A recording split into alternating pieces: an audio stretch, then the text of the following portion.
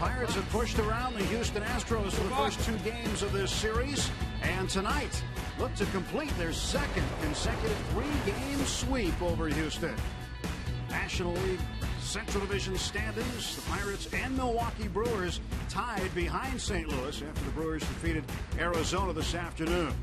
Hi again, everyone. Along with Bob Walk, I'm Tim Neverett. Pirates start the night 4 games over 500, and it seems that no matter what move Clint Hurdle's made lately, he's pushing all the right buttons. Well, this is certainly not a push-button team. You've got to push a lot of different buttons. They're trying to, scrape together some kind of offense. Well, Brandon Wood put in third base last night, and he got everything going with a monster opposite field home run. Matt Diaz, 3 for 4 with a double. He's heating up, especially against left-handers. Veras and Reesop, they've just been money all year long.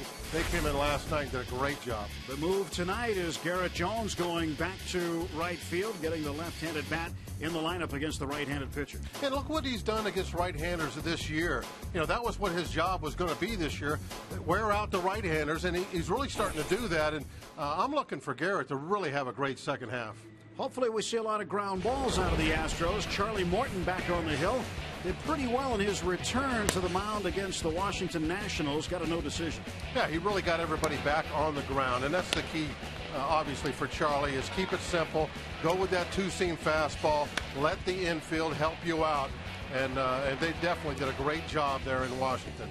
Charlie Morton, after missing a spot in his rotation due to arm fatigue, looked okay against the Nationals. 5 2/3 innings, 1 strikeout. He did allow 1 home run. He's only allowed 3 on the year, 2-0 against the Astros this season. So Charlie Morton will take on right-hander Bud Norris. Fans are believing in the Buccos this year. Game 3 coming up on Root Sports.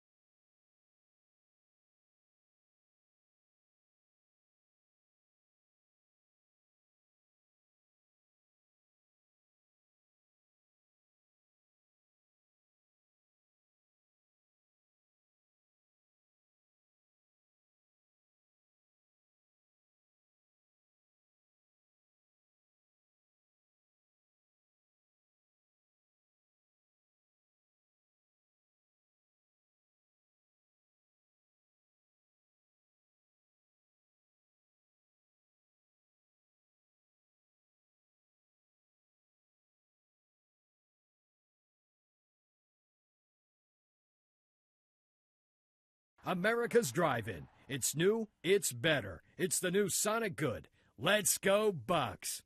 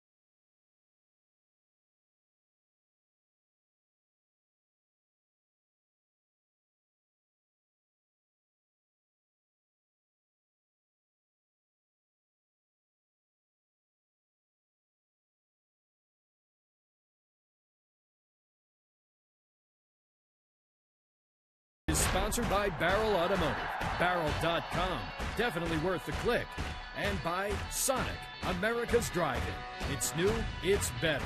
It's the new Sonic Good. Let's go Bucks.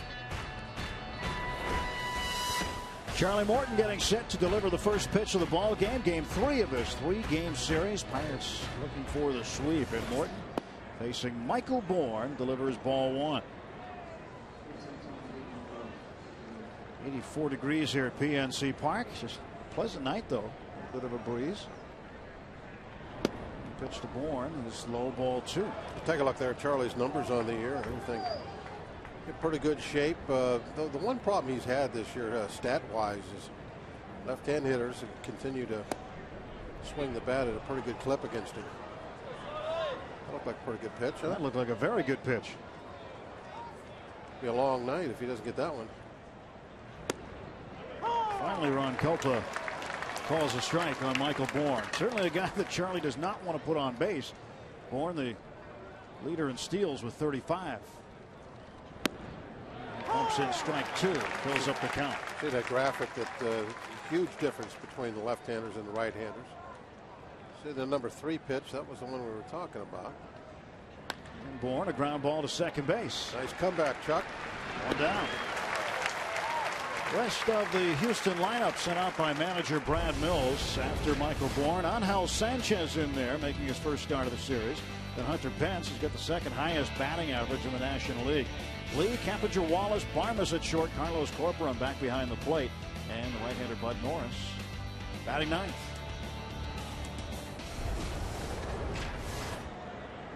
One out, and here is Sanchez. A pinch hit base hit in last night's game.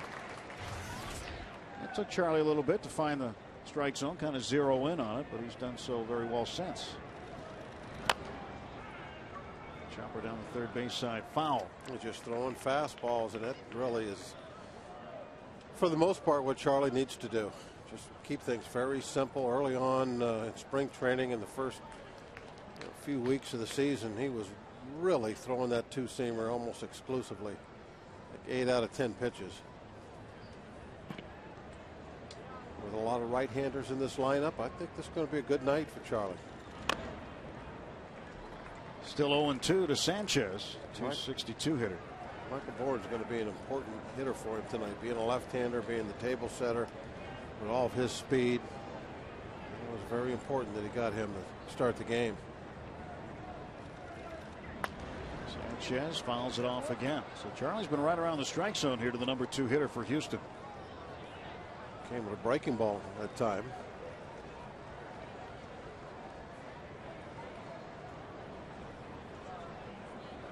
(0-2) coming to Angel Sanchez.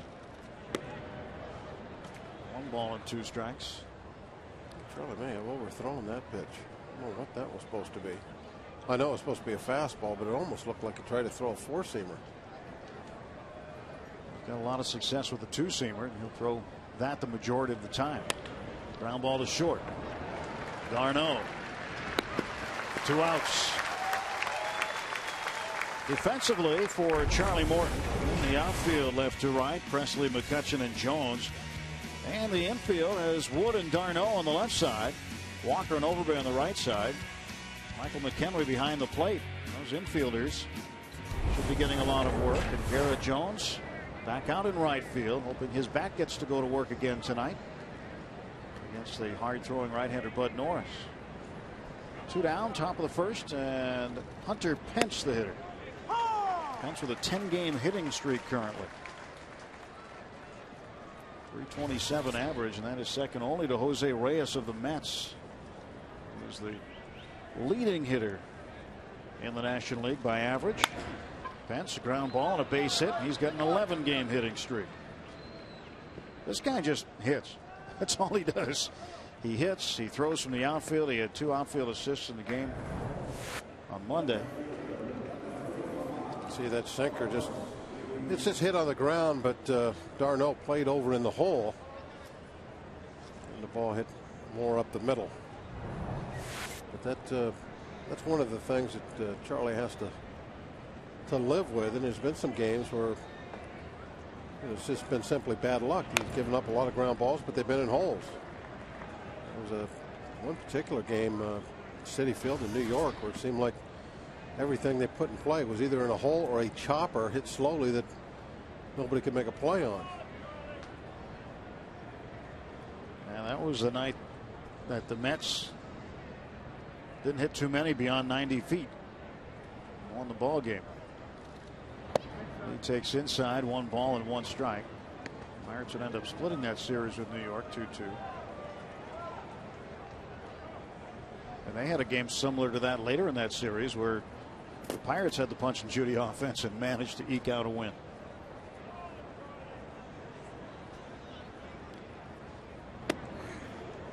Two balls and a strike to Carlos Lee.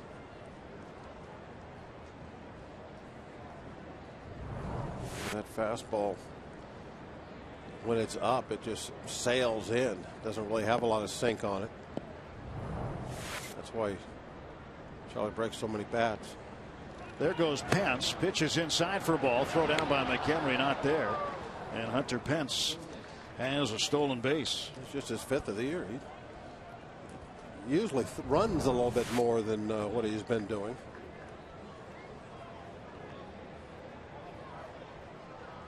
Hunter Pence will be going to his 2nd All-Star game. Selected as a reserve outfielder.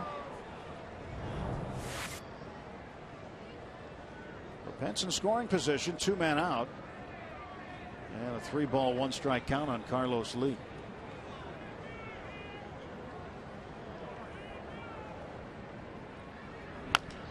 Ground ball toward third, foul. So Michael Bourne ground out to Walker at second. Angel Sanchez grounded out to d'Arnaud at short. See the stars on the back of the jersey of Hunter Pence around the Major League logo, indicating that he is an all-star. It's something that Major League Baseball is doing this year for all of the all-star selections. And this one's wide of third base. They've got them on the game hats as well. Joel Hanrahan, he's got his stars on the back. I know yesterday we showed you the All-Star game jersey, the Hanrahan All-Star game jersey. Stephen Gregg did. Good looking jersey. Carlos Lee is aboard with a 2-out walk. So the Astros with 2 on and 2 out. Jeff Keppinger coming up, the second baseman. Yeah, this is a little bit of an issue sometimes with Charlie, that he needs to, have a little bit better control of that two-seamer. There's times he can't keep it down. He doesn't get it in the strike zone as often as he needs to. Because with the sink that pitch has and his ability to induce ground balls, he should be very efficient in getting outs. At some point in the season, he'll get that figured out, and his pitches per at bat is going to drop quite a bit. He really needs to get to that point. Keppinger, ground ball toward the middle. Walker will handle it. Forces out Lee. That's it for the Astros. Pirates coming to the plate in the bottom of the first.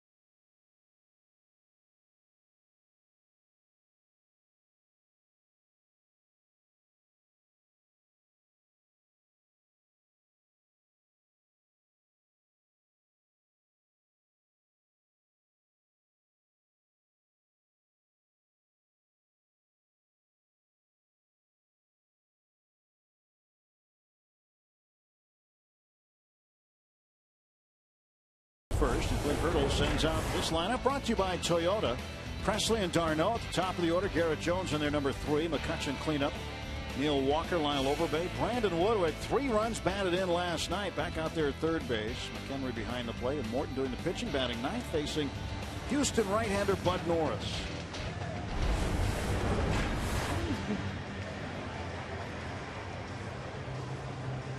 Norris is a strikeout guy.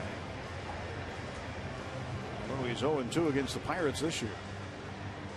No decision Friday. Now, that type of pitcher, it's tough to be efficient. With strikeout guys, they get that pitch count up really quick. We'll see what happens tonight. See if we can get Norris raise that pitch count up there and maybe have a short evening. Alex Presley, 324, home run, 6 runs batted in. And he takes a strike, 1-1. Presley took an 0 for 4 yesterday, striking out twice. The first game that he's really appeared mortal. Been so good until yesterday.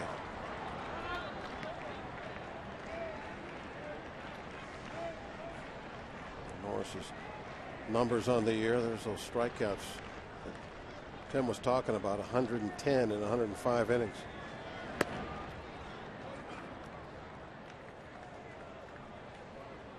Chase d'Arnaud on deck. Nobody out. 2 balls, 2 strikes to Alex Presley. He went down a couple of times on strikes yesterday also. He did. Ball to short. Tough play for Barnes. He won't have him. That's a base hit. Leadoff single for Presley. He's back at it. Well, this is his job. Get on base. Once this ball gets by Sanchez, it's all over with. You're not going to throw him out. The only way on a ball like that is if the third baseman can cut across.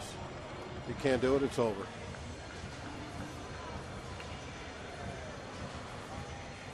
Good hustle by Presley out of the box. So the Pirates with some speed on the bases now. He took a little peek there to see if that third baseman was going to be able to get it.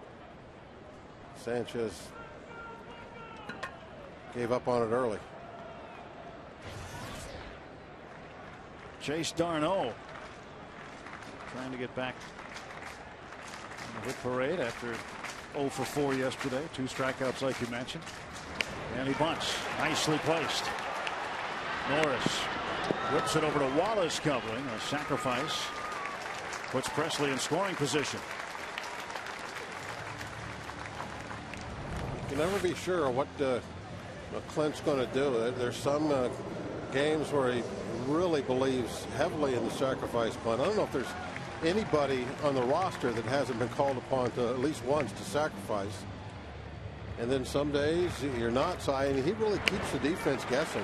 And with the speed that the Pirates have, even a sacrifice bunt pressures the defense. And look how Norris had to barehand that ball, get rid of it in a hurry on a simple sacrifice bunt.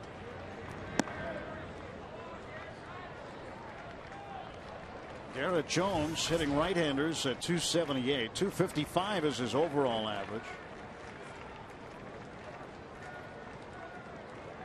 Over his last 10 games, hitting over 300, 10 for 33 with a pair of home runs. And Jones has driven in 7 runs over his last 10. The way this team has evolved in the last couple of years. Garrett first came up 2 years ago. He's one of the faster guys on the team. Yeah. Now he can't keep up with him. He's middle of the road at best now. Well, we used to talk about, boy, he can really run for a big guy. Yeah, we don't notice that anymore. There's a lot of guys that can motor down there now. And it's not like he's not running. It's just that there are guys who are flying by. Oh, he hasn't gotten any slower. He can still get around the bases for a big guy. Always qualifying it.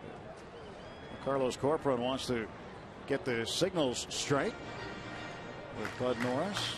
Take a look at the Day Automotive key matchups of the day, brought to you by Day Automotive. We're going to make your day. I'm going to see it right now. Jones at the plate. Nice numbers against Norris, and McCutchen getting ready to take his turn at him. And with a 2-ball no strike count, advantage Jones. Presley off of second base. Now Norris delivers. Jones swinging a miss.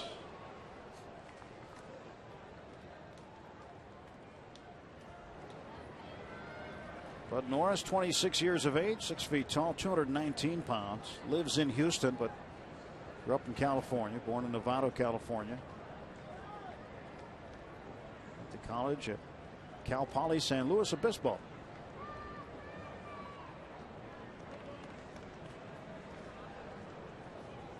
Two and one to Garrett Jones.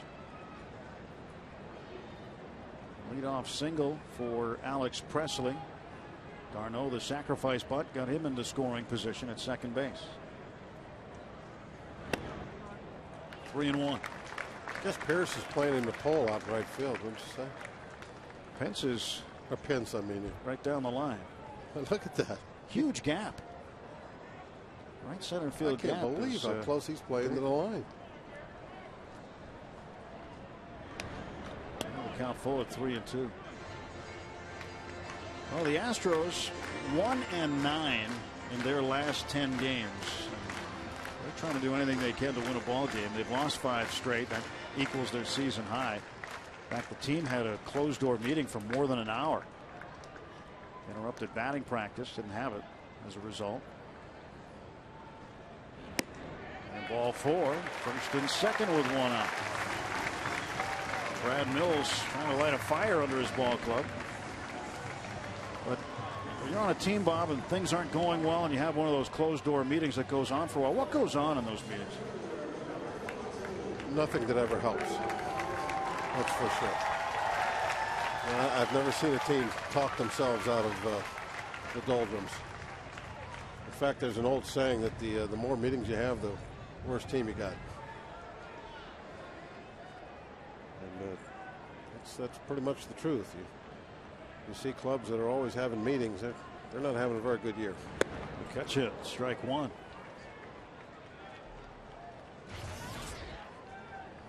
.291, 12 homers, 46 runs batted in. McCutcheon went 0 for 3 with a walk last night.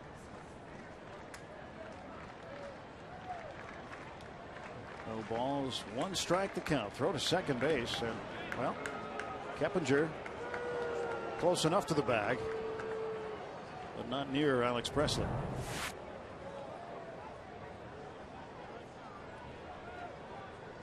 Well, there was a time where, well, I guess because it's second base, it doesn't matter. And McCutcheon a base hit. Presley's going to get waved around third. Carlos Lee just gets it onto the infield. 1-0 Pirates. An RBI base hit for Andrew McCutcheon.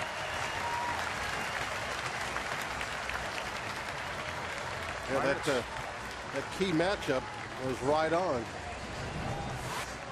Pitched around Jones, and then McCutcheon rips it for the first run of the game.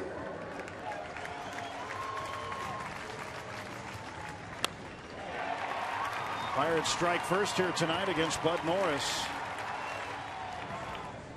This looked like it was down on the knees.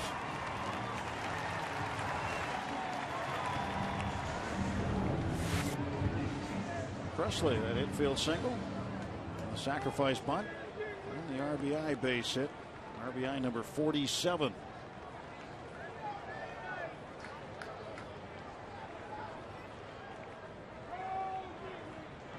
Walker takes a strike. The 56th first inning run for the Pirates. They have struck early often this series. Neil Walker's going to get on one of these tears here soon. It'll be a foul ball. Strike 2 to Neil. We've already seen it a couple times this year where we get red hot for a week or so. We saw it a lot last season.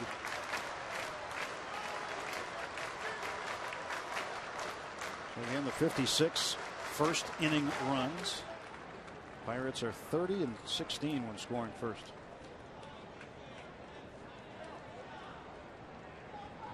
Overbay waiting his turn. Walker, who has hit safely in 4 straight, takes up and in. Neil had a pair of hits in last night's game. Has not hit a home run in now a little over a month. Last home run was June 5th. Well, that'll be part of the tear that's going to come soon. He'll get 2 or 3 over the fence in a week. Go on an RBI binge. Although even when he hasn't been hitting, he still finds ways to get those RBIs in. Yeah. Sacrifice flies. That's why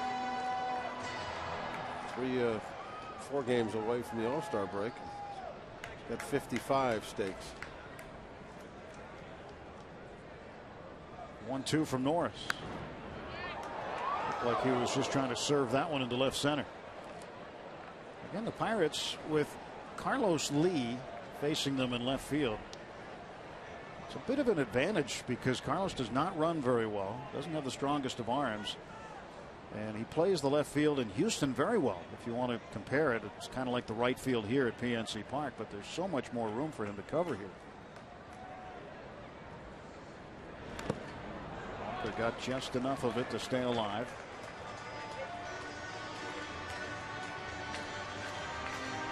And Carlos Corcoran needs another meeting. Beautiful ballpark, isn't it? No matter who you talk to around baseball, the baseball people that get to see all the ballparks always comes back to PNC Park. They say that's the most beautiful one. Quite a sight. That's the view out of our office window. It's pretty nice. 1-2 coming. And Walker fouls it off.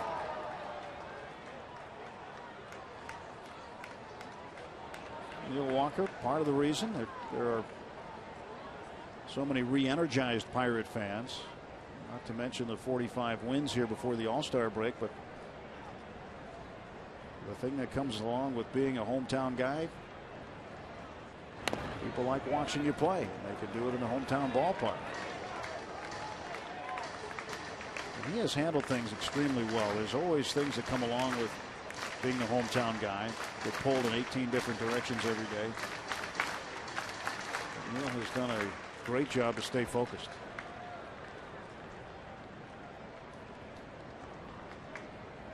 Two on, 1 out. And Walker pops it up, back and out of play. Number 5 hitter, and he's thrown 23 pitches. That's exactly what we were hoping for.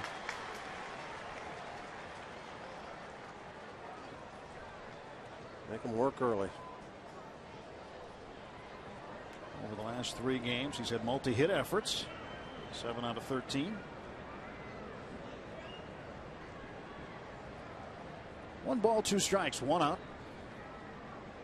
10th pitch of the at bat. And Walker bangs it to left field. Carlos Lee hadn't played well, and they're going to double off Jones.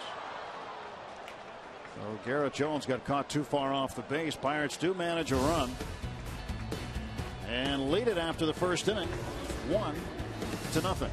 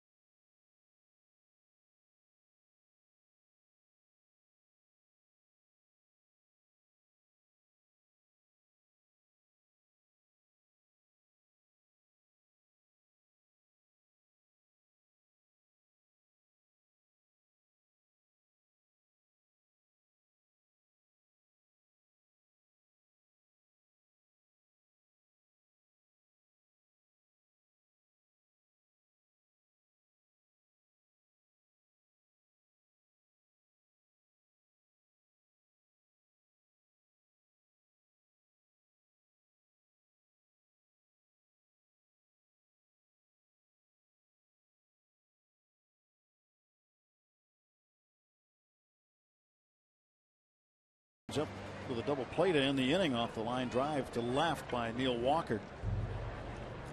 The Buccos with a 1-0 lead. Here is Brett Wallace to face Charlie Morton. Deals him low, ball 1.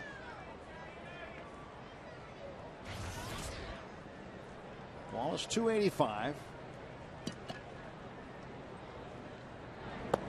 That's outside 2-0.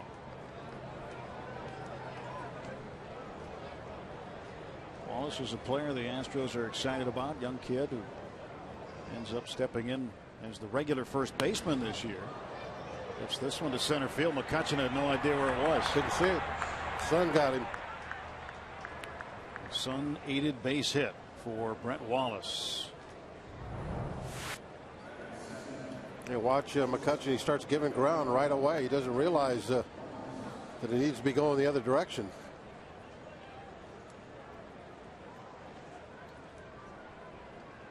Glasses on, hand up. That's what he's looking at right there. Yep. That's the sun he's looking into. Clint Barmas, the shortstop.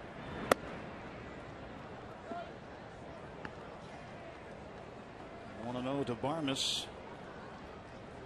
I don't think he lost it in my shirt, dude. Well, he is looking right up at it. I know. That's what I'm thinking. It's nice shade of yellow. I feel like maybe kind of like sun yellow. I cost us an out there, maybe. Wallace took off and on the inside pitch, fouled off by Barmas. Well, with Charlie, you got to expect teams to try and start runners, play a little hit and run like they just did. But at the same time, Charlie's got that real good movement, and he is a little conveniently wild sometimes. So even on a 1-0 pitch, you're not sure you're going to get anything to hit, and that was the case there. They put on the hit and run, but they get him pitched to hit. Ground ball to d'Arnaud. Flips to Walker for 1. The turn, not in time.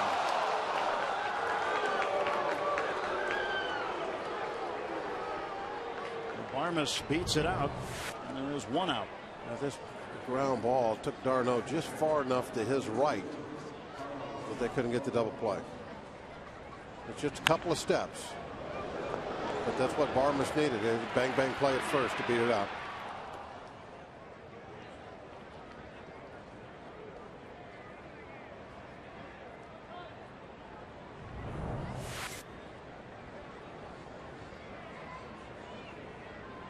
Well, now Carlos Corporan, the catcher, will take a strike. Thought he might sack bunt there. To get to the pitcher. You think Norris is a better hitter? He did it Monday, didn't he? He did.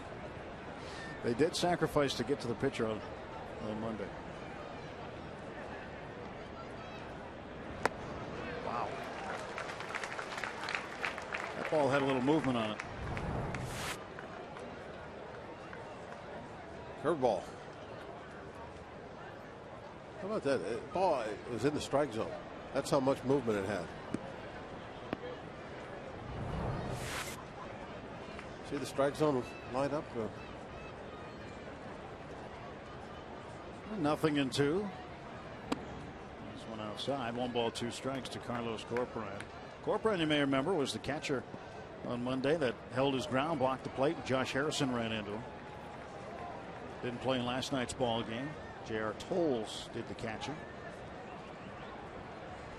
Corporan with Barmas at first base. 1 out, the 1-2.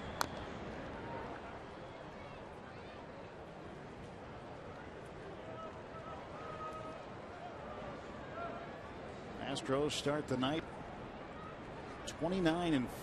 They have lost 7 straight games to the Pirates. And it was kind of the other way around last year. Pirates went down to Houston and went 0-9. Swept in 3 series there. Corporan down on strikes. First strikeout for Charlie Morton tonight. Take a look at the strike zone presented by Range Resources. That one right at the top.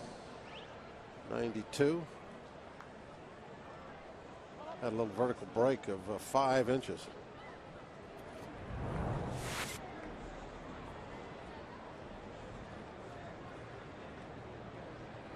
Now Bud Norris takes up and in for ball one.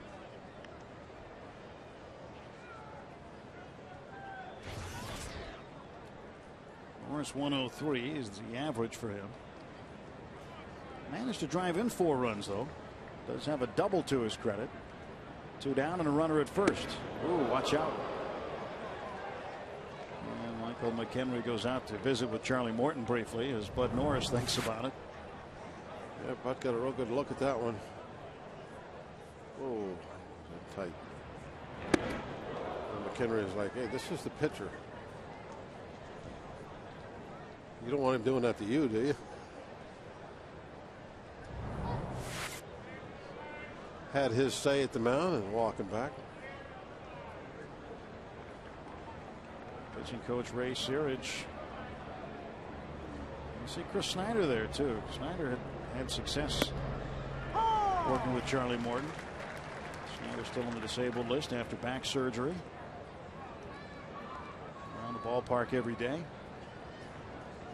He's able to do some aerobic kind of working out, trying to stay in shape. Ride the bike, things like that. That's the seat I want.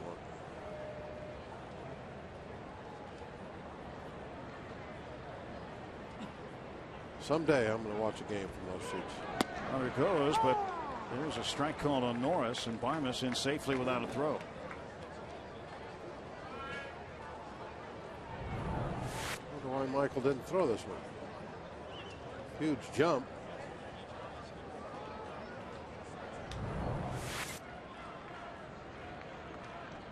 Payoff pitch coming to Bud Norris. Got him swinging. 2 strikeouts consecutively, and that ends the inning for Houston. 1-0 Pirates.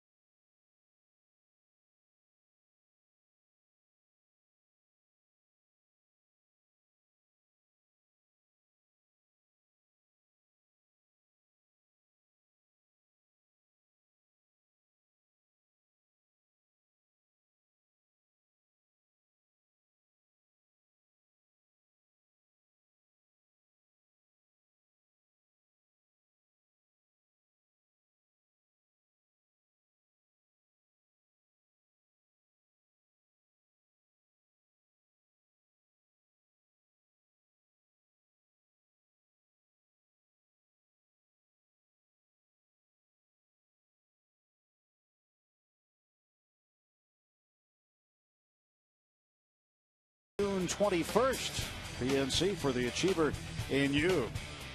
Tied for the best record in Major League Baseball since the 21st of June at 10-4. 288 team average, that's third. And 295 with runners in scoring position, also pretty good. Yeah, you do that, you don't need a lot of home runs.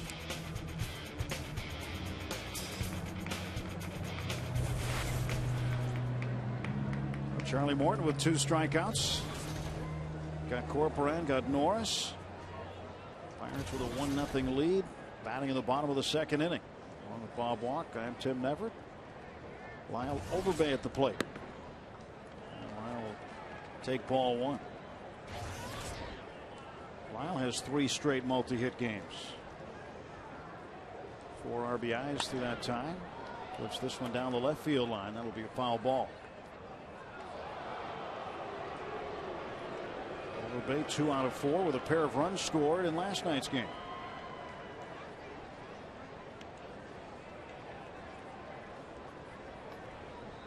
Good to see Lyle's bat really producing now. He's had some periods this year where he's cooled off.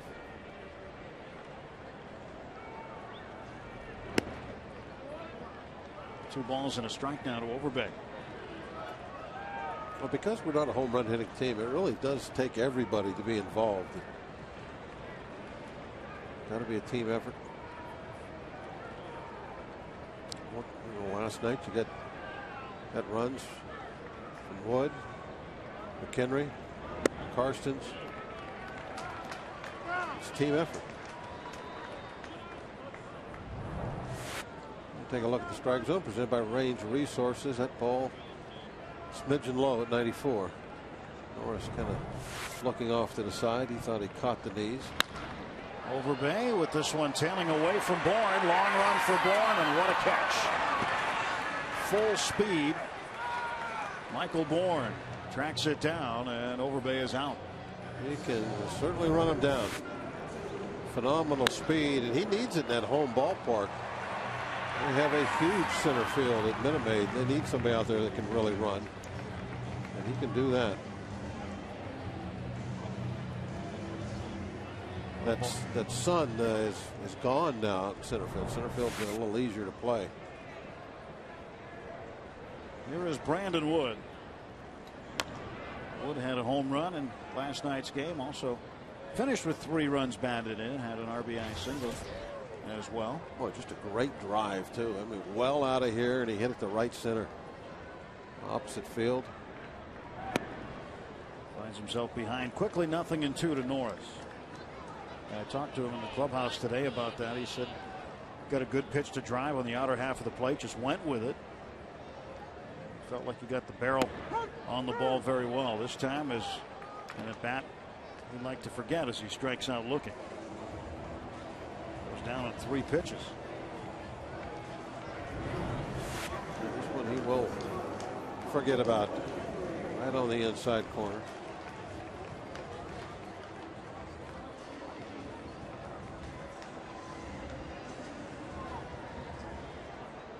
Let's go back to the drawing board.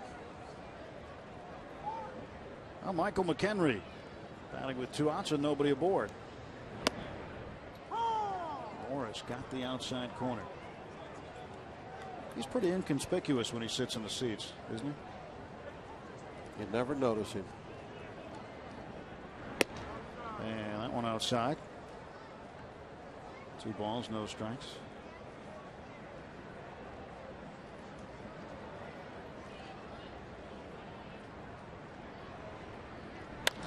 McHenry loops it to short right center field. It's going to drop for a hit. Michael McHenry with a 2-out single. Well, that's an important hit, if nothing else. Morton now comes to the plate, and he doesn't have to lead off next inning. Now, it was a pretty big swing and the ball off the end of the bat, and I think there was a little hesitation maybe on Pence's part before he came in, because it's such a small right field. He didn't have to play very deep. McHenry. If he would have broke right in, I think he would have had a play on that one. You see McHenry has hit safely now in 5 of his last 6 games. So he is starting to pick up the offense a little bit here and there. Get 240, 250 average out of a catcher in this situation. Getting some bonus offense. Now not quite there, about 220. 0-2 to Charlie Morton.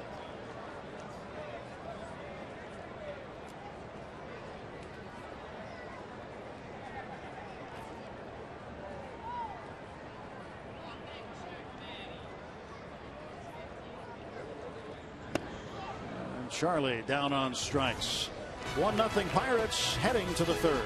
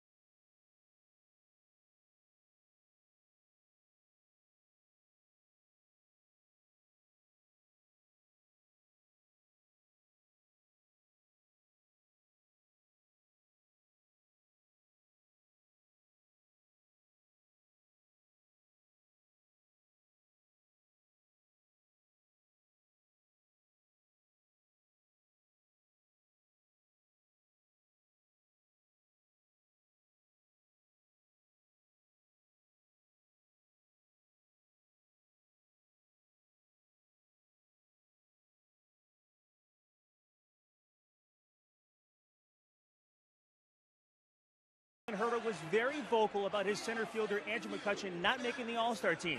He said that everyone involved in the selection process had whiffed. Well, one of the men involved in that selection process, of course, is the manager of the Giants and the National League All-Star team, Bruce Bochy. He responded with these comments, which were also directed at Jack McKeon of the Florida Marlins. So Clint Hurdle then had this to say this afternoon. I love Boch. I have the most professional respect for Boch. He's a better manager than I'll ever be. My feelings came from the heart, and if the comments I made from my heart, he felt disrespect or hurtful, I'll apologize for that. It doesn't change my feelings. Diplomacy, I guess, wasn't at the top of my list that day, and I can understand that as well. I've been on the other end of that, and I just know that I took it with a grain of salt, that I know he felt he made the best decision for the National League because that's his job to represent. And I wish the National League nothing but the most success, that we go out and win the game. Guys, the biggest reason why I respect Clint Hurdle for saying that is because, as he said, he's been on both sides. And having been a manager that has to select everyone for the All-Star team is not an easy thing to do. So I give him credit for standing up for his player, but also because he's been in that chair. Yeah, thanks, Danny. Clint managed the 2008 National League All-Stars after taking the Colorado Rockies to the 2007 World Series, where they were swept by Boston. And Bourne down on strikes. Third straight strikeout for Charlie Morton. We were talking in the first inning. It's an important hitter in this game for him. He's a left-hander that left-handers normally hit him pretty good, and he's got all that speed. He's the table setter on this team. And Charlie's got him twice. Good tight curveball. Nice rotation on that one. Love that shot with the AGH cam. Easy hopper for Brandon Wood. 2 down quickly. Now, this is the kind of inning that Morton really should have more often than not. He has this type of tools in his toolbox. He can just get the ground balls, have quick 1-2 pitch outs. And as he gets rolling and becomes more and more used to the role of being a power sinker pitcher, this is going to be what you see from him a lot. Hunter Pence with a base hit his first time up, plus a stolen base. Batting with 2 outs and nobody on. Ronnie Cedeno, Jose Tabata, both on the disabled list. Cedeno, by the way, probably not going to come back until after the All-Star break. Clint Hurdle making mention of that today. So he will sit for the next 3 games after tonight, get some more rest, and start the second half fresh. There's a bouncer to Walker. And a 1-2-3 7-pitch inning for Charlie Morton. 1-0 Pirates.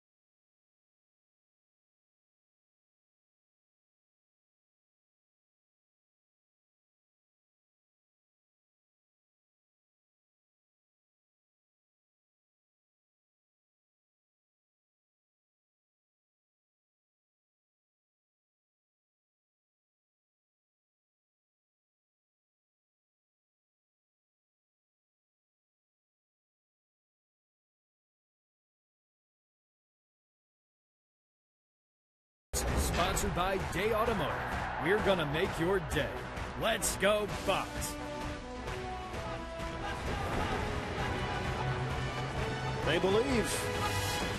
Seeing a lot of fans in that age range love the Bucks. A lot of younger fans who have kind of gone away, coming back. Charlie Morton with a 7-pitch top half of the 3rd inning. Pirates with a 1-0 lead. There's Alex Presley, top of the order. Singled and scored in the 1st. Takes low. Clint Hurdle calls it a groundswell. He says the groundswell of fan support has been happening quicker than he thought it might. But there are a lot of fans who are younger fans who weren't that interested in baseball last few summers. Now are very interested in seeing what their hometown team is doing. Well, they're starving for a baseball winner here. And these guys, at least the first half of the season, they're winners. 3-0 pitch. This ball 4. Leadoff walk for Presley. And here comes Chase Darno. Yeah, well, he bunt again. This was a situation we had in the 1st inning. Chase dropped down that sac bunt and just about beat it out. Staring down at third base coach Nick Leva. Gets the sign.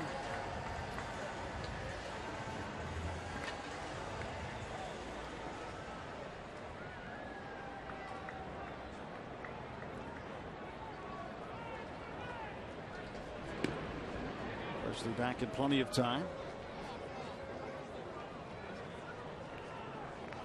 And Darno, the successful sacrifice bunt, and put Presley into scoring position in the 1st.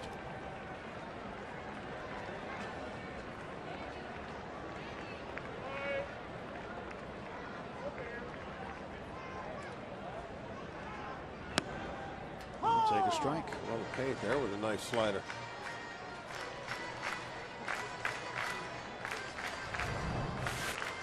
Watch this pitch on the strike zone. Wow.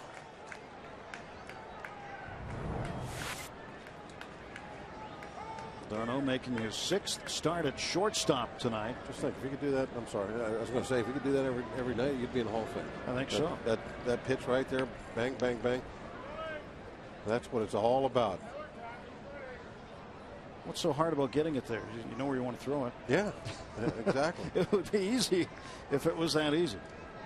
But very, very tough pitch to get. I was asked that question many times. You know where you want to throw it. What's so tough? How did you answer it? I'm wild, and I'm lucky to get the ball anywhere where the catcher can get his glove on it.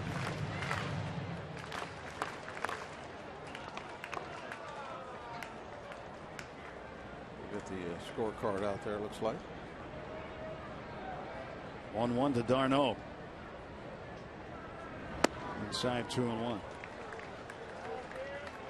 I like seeing that. I know that there are many in the ballpark who keep score. There are many who are at home that keep score. I was talking to somebody the other day about that. Who I saw at one of my kids' games said that their mom keeps score every night at home.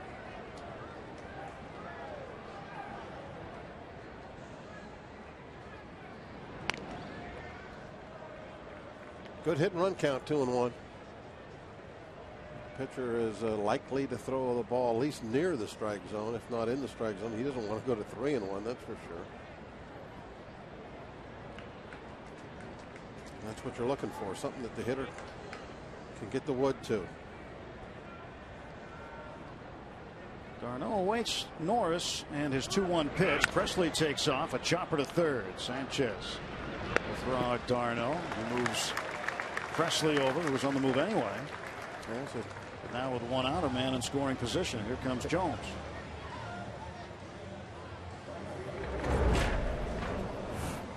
Well, this happened to him. He's on second base. I don't know what happened there. He either forgot how many outs there were or just totally misread this, and and thought that that was going to be a base hit, but it was an easy double play. Jones walked his first time up. Chance to drive in a run here and make up for that base running goof. Here to right down the line, Pence. And Presley will tag and go to third.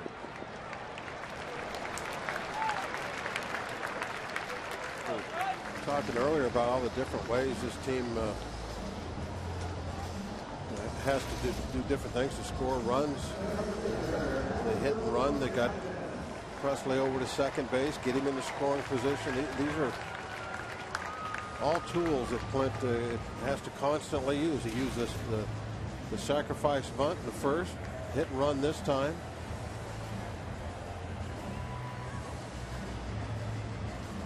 McCutchen, who drove in Presley in the first. See if he can do it again.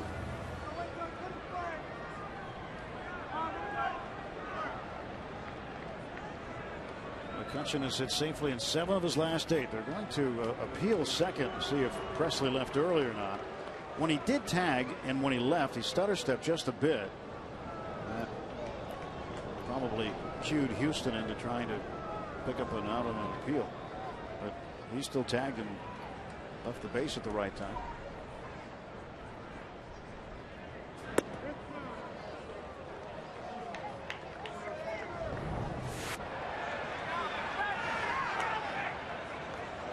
Just a little hesitation.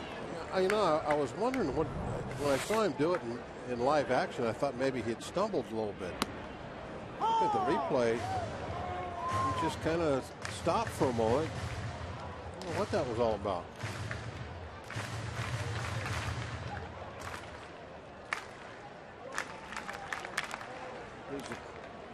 Put different jets in the carburetor, get rid of that stumble off idle. 1-1 to McCutchen. Oh my, what a backhanded pick by Sanchez. That's a big league play by Angel Sanchez.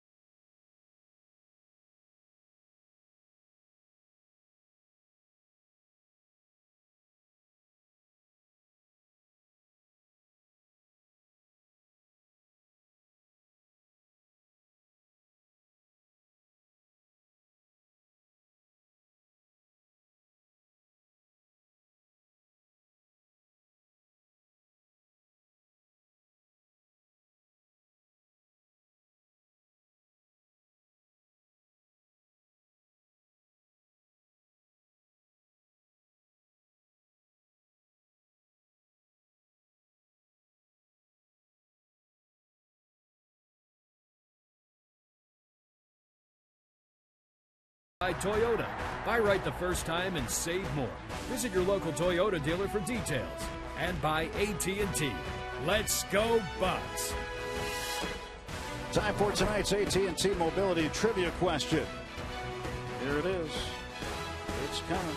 Jeff Karstens is the 4th Pirate pitcher since 1990 to allow 3 earned runs or less in 14 or more straight starts. Can you name the other 3? Well, I can name a lot of candidates. Carlos Lee fouls the first pitch away. Well, gotta think Drabek maybe. Well, yeah, if you got to start with Drabek. It could be Zane Smith, could be John Smiley, and then from there, strike 2 to Lee. Denny Nagel was real good before He moved to Atlanta, and you can go up to just some recent pitchers that had good stretches. Zach Duke, the year he went to the All-Star game, had a great first half. Could be Zach. Or how about Zach Duke when he first came to the big leagues? Pitch a little bit high. Well, this is something we've seen from Morton. I'm going to say about 4 times tonight, where he's just launched one. Now that ball's nowhere near inside. It's like straight over the top of McHenry's head. 2 balls and 2 strikes now. McHenry blocking the pitch in the dirt. But there is certainly a bit of wildness with Morton occasionally. There's the 2-2.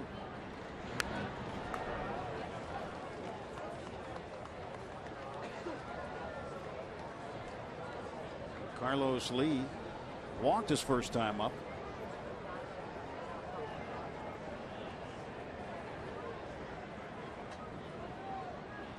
And hangs on for the strikeout. That was a good place for that curveball. 4th strikeout for Charlie. That's where Charlie needs to throw all those curves. Bring them right down around the shoe tops. He's got so much downward break on it tonight. He does have a good curveball anyway, but tonight it seems to be just falling right off the table. There's Keppinger, the second baseman, takes ball 1. Keppinger is 0 for his last 8. He is 0 for 1 tonight. Nobody's flied out yet. It's all ground outs and strikeouts. See, this is where I think Charlie needs to improve the control. Is there, with that sinker of his, there's no reason really to go 2-0. He could throw that pitch on the first pitch.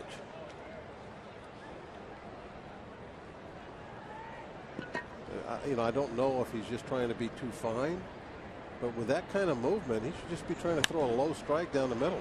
Line drive right at Walker. 2 gone here in the 4th.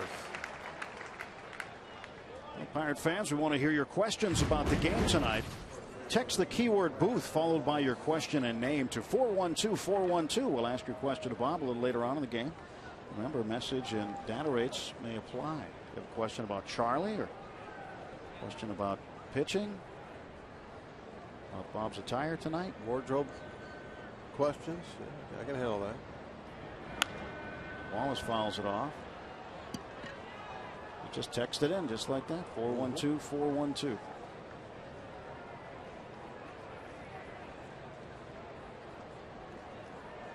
Two outs for Wallace. Wallace had a Sun-aided base hit in the 2nd inning. Hit it to center field. McCutchen didn't know where it was. Couldn't see it. There's a swing. 0-2. Another good curveball. Another one too that was in a good location. When that curveball is down, he's not going to get hurt on that ever.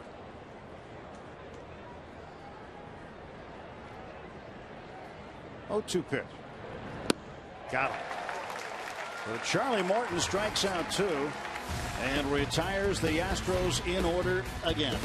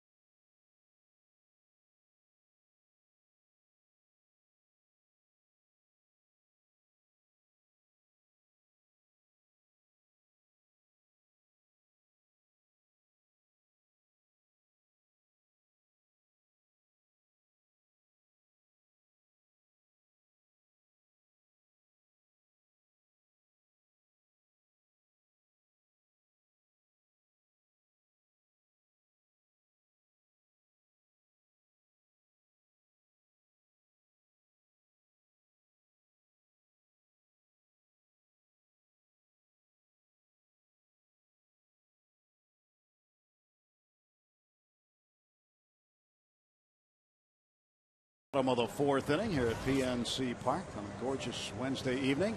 Take a look at our Barrel Automotive League Leaders stat, brought to you by Barrel Automotive at Barrel.com. Definitely worth the click. Highest batting averages during July. Pirates on top. The National League right now, 311. Ahead of the world champion Giants. And the world champion wannabe Phillies.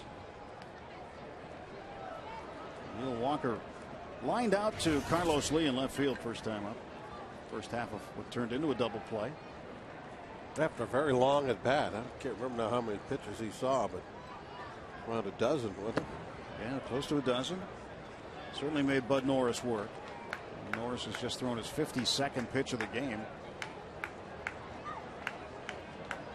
There they were, 10 pitches. All over the place. 1-2.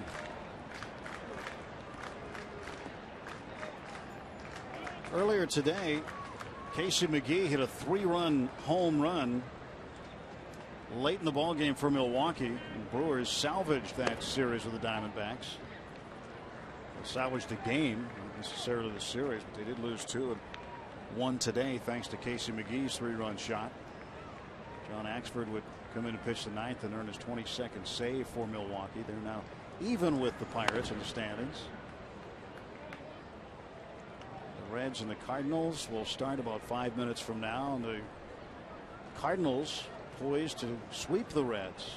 Reds looking to take 1 game at least out of that series. Albert Pujols scheduled to be in the starting lineup tonight for the Cardinals. Apparently he really is superhuman. Coming back from a non-displaced fracture in his wrist. What, 2 weeks? Yeah, 15 days. He's back activated. He was active and on the bench last night. Tony La Russa did not start him, but he is going to start him tonight. Bronson Arroyo pitching for the Reds. And Jake Westbrook for the Cardinals. Bronson Arroyo gives up a lot of home runs. He's given up 24 this year, most in baseball. And Walker to center field. He's got a hit. And Neal is 1 for 2. Leadoff single. Heating up. He's hit the ball right on the money twice tonight. Once for a double play. That wasn't really his fault. This one here, Norris almost wore that one in his back. Might have kept it out of center field, but couldn't catch a break. 4th hit for the Pirates tonight. Now Lyle Overbay flied out to center field. First time up. Like Norris is looking over at Neal with a little smirk. Overbay, Keppinger to Barmes for 1. That's a double play. Second double play pulled off by the Astros. So after the leadoff single, now nobody on and 2 men out. Brandon Wood only had a 3-pitch at bat last time. He wanted to forget about. See if he makes a few adjustments here. He got behind 0-2 without seeing a strike, and then took a called strike 3. A lot of young fans here tonight.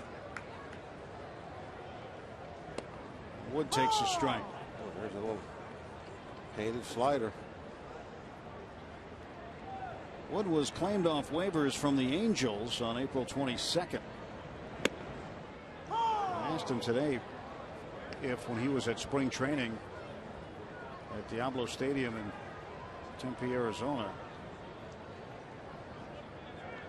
if he had ever thought that in July he'd be with the Pirates in a Central Division race. He said absolutely not. He said you just never see those things coming. Well, he's no Angel. No, not anymore. He's a bucko now. 1-2, swing and a miss, and Wood goes down on strikes. So 3 batters come up. And we'll go to the fifth. 1-0 Pirates.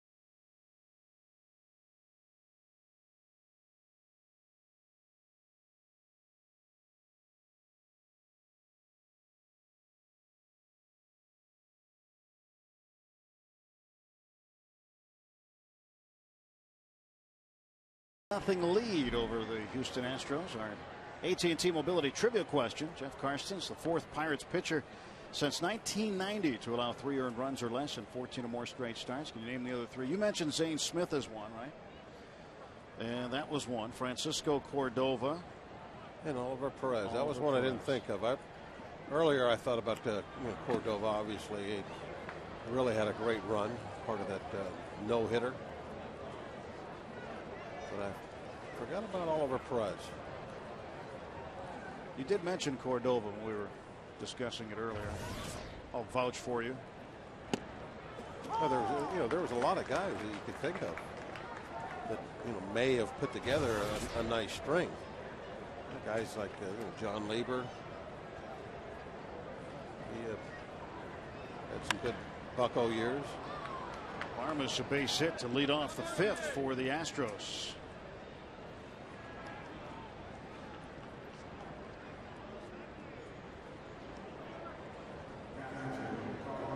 Bob.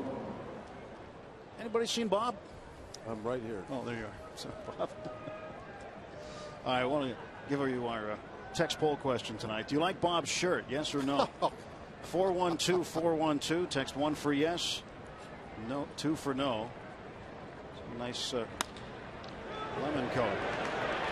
And a double play. 4-6-3. And that erases the leadoff single.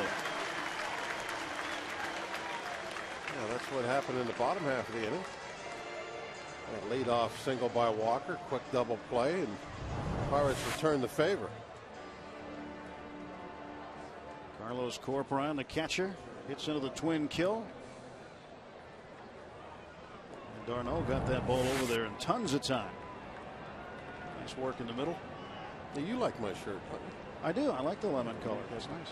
Black and yellow. Black and yellow. Yeah. A song like that, I heard. This shirt, by the way, was a gift. I understand. Oh, there we go. Yeah. So far, the yeses are winning out. Strike 2 to Bud Norris. Very interested to see the results of this poll because I actually own one just like it. But going to determine whether or not I wear it or not. Soon.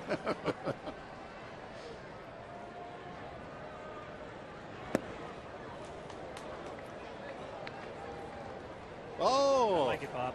There, thank you, Dan. Thank you. I appreciate it. Because it's almost as bright as just the about. red. It's really close.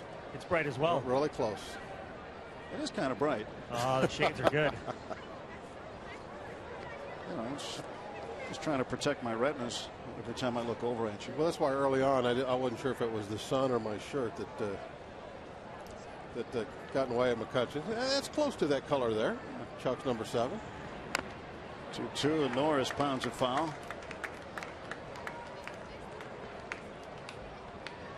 Oh, you're picking up steam, Bob. 76% like, as opposed to 24% no at this point. Keep texting it in. 412-412. Do you like it or not? Like Bob Shirt or not? Norris strikes out. And Charlie Morton rings up another K. Through 4.5 at PNC Park. Just an absolutely gorgeous night on the Allegheny River.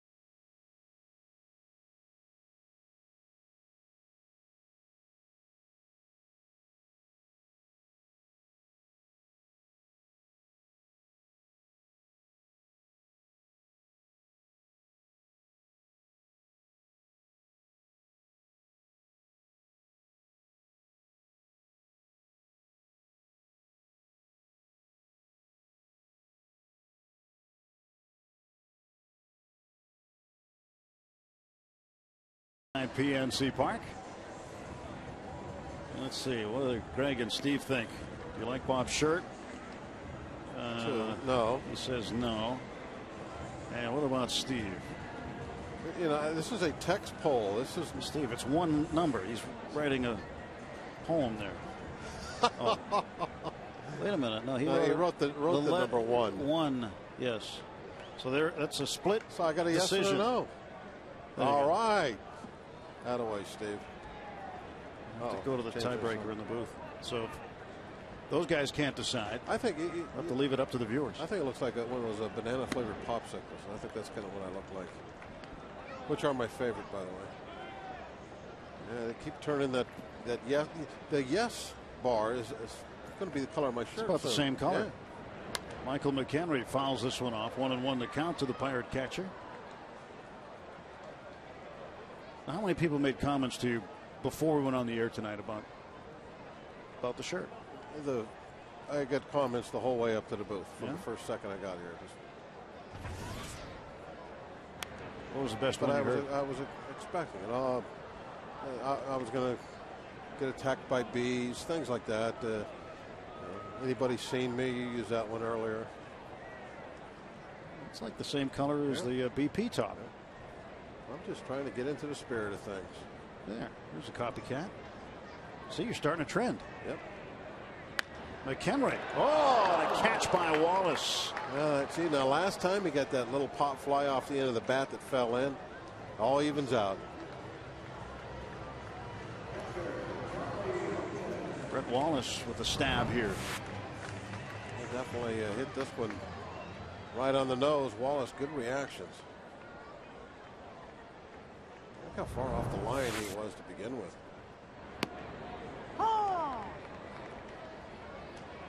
You know, if you were in that kayak, we wouldn't even see you. Charlie Morton to center field, and Michael Bourne waiting for it. 2 gone for the Pirates in the 5th.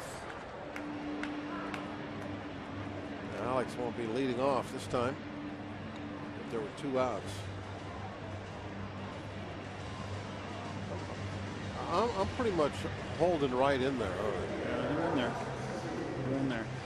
I think that's where I'm going to stay. I don't see it moving much now. These are like exit poll results early on. I think the No's are going to concede. This is the primary because we all own a shirt like that. We just want to make sure that people like it first before we decide to. I want everyone to know I was the guinea pig. I was picked to be the first one to wear the. You did volunteer though. The yellow. Well, of course. You did volunteer for duty. 1-0 pitch. Chapter back toward Norris. It's a quick inning for Bud Norris. Got a pretty good ball game here heading to the 6th inning. 1-0 Pirates.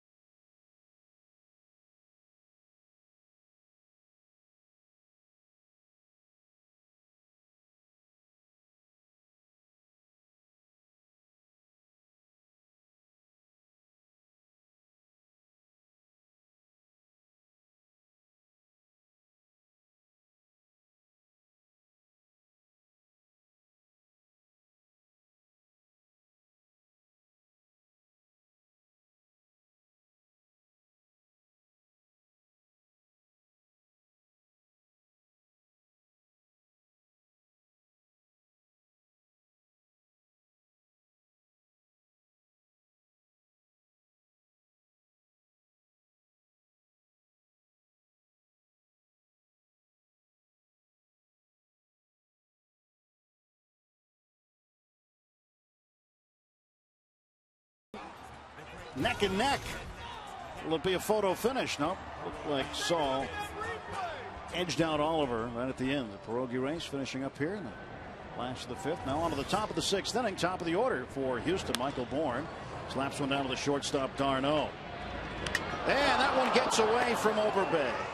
My oh my, that was an out that should have been made. It's a guy you got to keep off base, especially when he's leading off.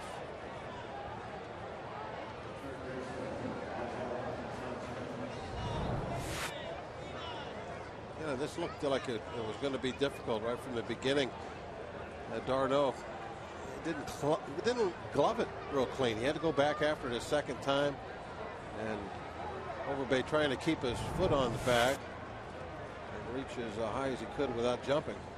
Well, the error charge to d'Arnaud on the high throw.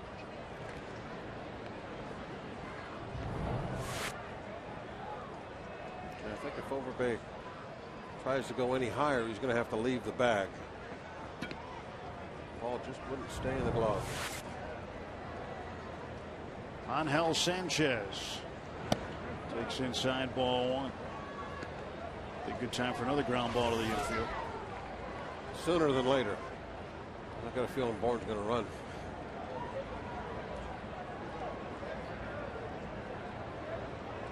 A guy like Bourne, you don't always have to waste a sacrifice bunt. Get him out. And a strike is called. 1 ball and 1 strike to Sanchez.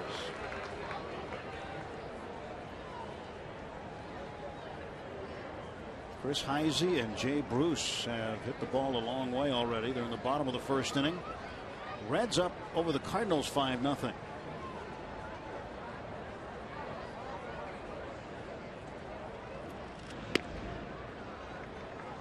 The Pennsylvanian.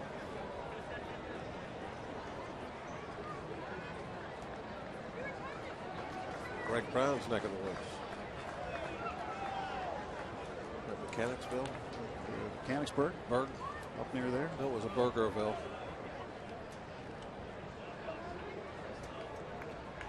Michael Bourne represents the tying run.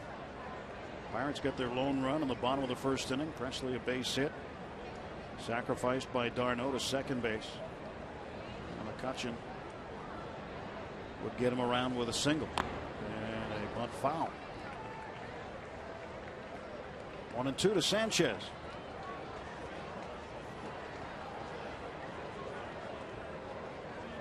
I was surprised Bourne hadn't tried to run. And Sanchez swings the bat and hits a ground ball, which is highly likely with Morton on the hill. Then it's going to be a double play. Hopefully it'll be a double play. 1-2. There goes Bourne, and this one is into the gap in right center field. This is going to score Bourne. Bourne can fly. McCutchen has a problem picking it up. Sanchez turning second, heading for third, and he will be in safely. It's a 1-1 game. Might be the second error of the inning. So on a play that should have been made on Bourne, Bourne comes around to score the game's tying run.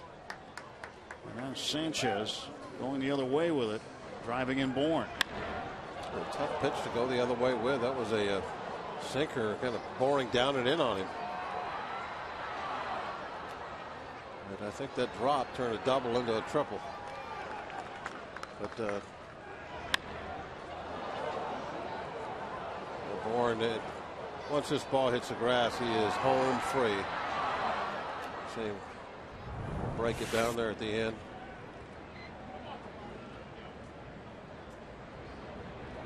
Hunter Pence, who is 1 for 2.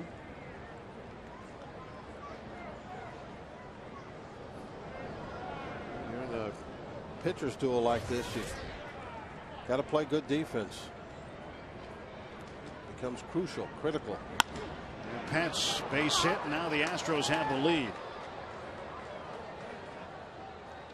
After the double by Sanchez, an error charged to McCutchen in the outfield, allowing him to go to third base. Pence with an RBI single. He's 2 for 3. RBI number 58 for Hunter Pence. The same type deal that Sanchez did. Sinker down and in, and he hit it almost exactly the same spot, just not as hard.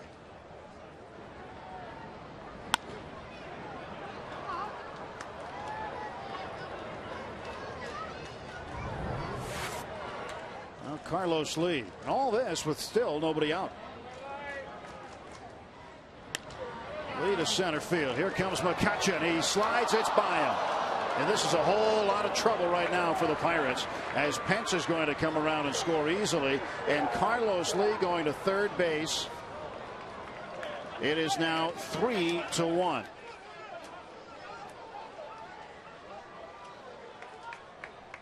Well, McCutchen deciding to take a gamble and didn't win that one.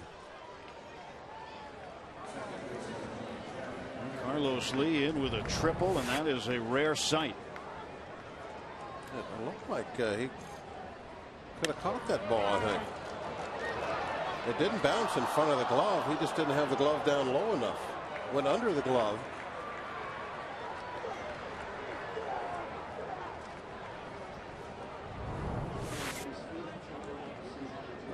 Did you see? It looked like as he was trying to catch that ball, the glove was about 2 feet off the ground, and the ball just passed underneath it.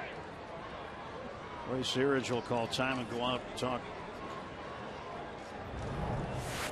There it is again. Watch the ball as it goes underneath the glove. No, I said 2 feet. No, that definitely wasn't 2 feet.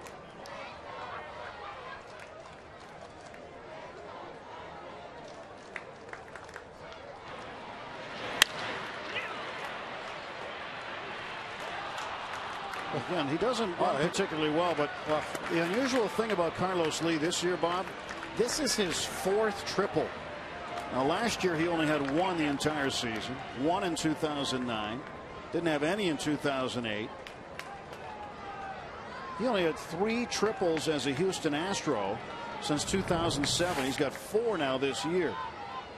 Well, I'm sure that there was something a little different about each one of them, like this one here, that allowed him to go all the way to third. Coming out of the box, he wasn't running for 3. You saw when he saw the ball roll to the fence, that's when he took off. It's a new career high for him with 4. He had 3 in 2001 as a member of the White Sox. Infield is going to try and stop this one. And they will not be able to do it as Keppinger doubles down the line. And Lee scores. And the Astros add another. That initial error has cracked the door open, and the Astros have knocked it over.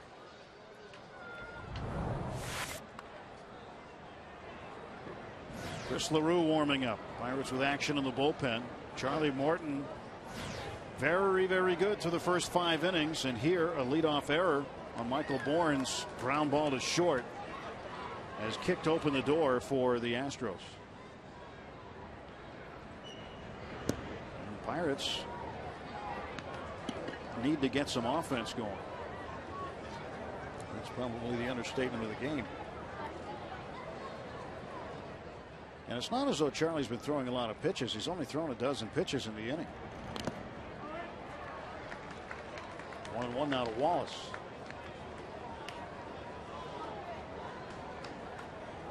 We had 3 hitters in a row go up the middle, trying not to pull him, and they were all 3 successful in getting the ball in the air.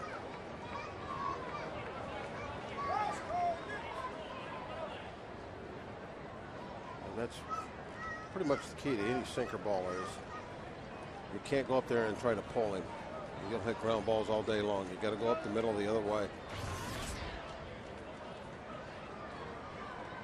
1 for 7 in the series is Wallace. Chopper to deep first base. Foot race to the bag. Tampa Bay wins it. First down of the inning. That moves Keppinger down to third base, though. That was a productive out.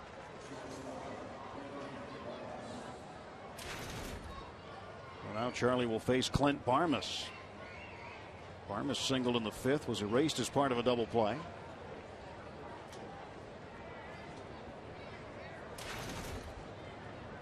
Morton trying to pitch his way out of this one. Pirates bring the infield in. A 4-1 Houston lead. 2 errors by the Pirates this inning have hurt the cause.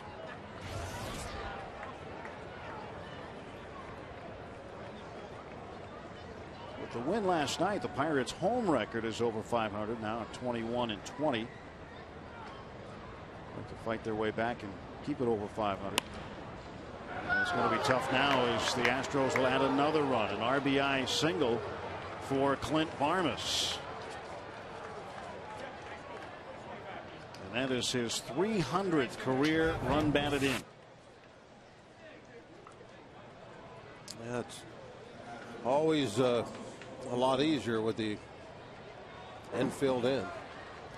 Clint Hurdle, after seeing this ball head up the middle and another run score, wants to stop the bleeding. He's coming out to get Charlie Morton. So after 5 very, very good innings for Charlie, the 6th did him in tonight. A couple of errors didn't help either. Pitching change at PNC Park, 5-1 Astros.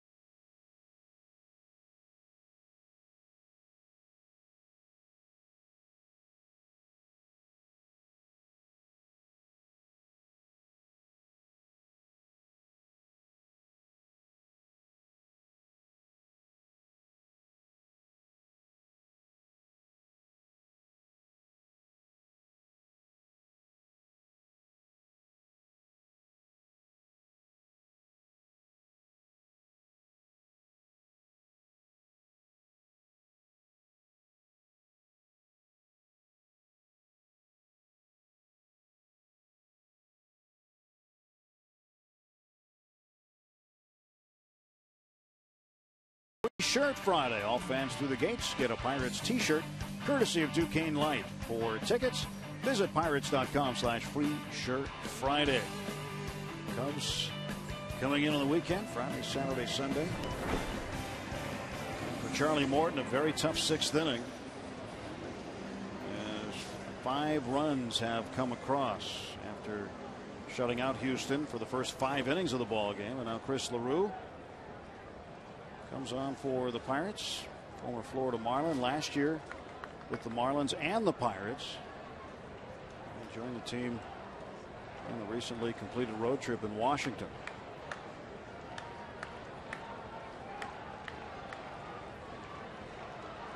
The right-hander will face Carlos Corporon, the catcher, with 1 out and Varmus at first base, and he lines one over the head of Walker into right field. And all of a sudden, the Houston Astros are hitting everything in sight. Corporon definitely jumping on that first fastball he saw.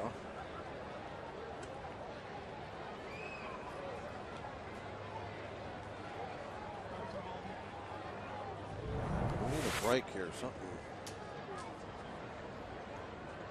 Maybe a popped up bunt. Turns into a double play, something along those lines. Something to go our way this inning.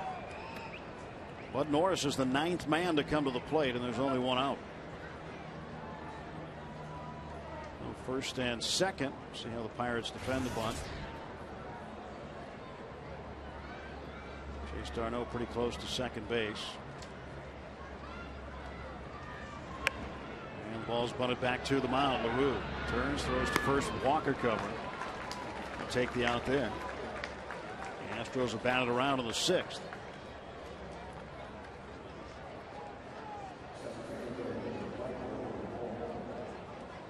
Take a look at our AGH injury update. Ross Ohlendorf, still on the 60-day disabled list, out since the 9th of April with a strained right shoulder through a 3-inning 45-pitch simulated game Monday at Pirate City. And through without incident. Just awaiting his rehab assignment right now. Bourne batting for the 2nd time this inning, fouls it away.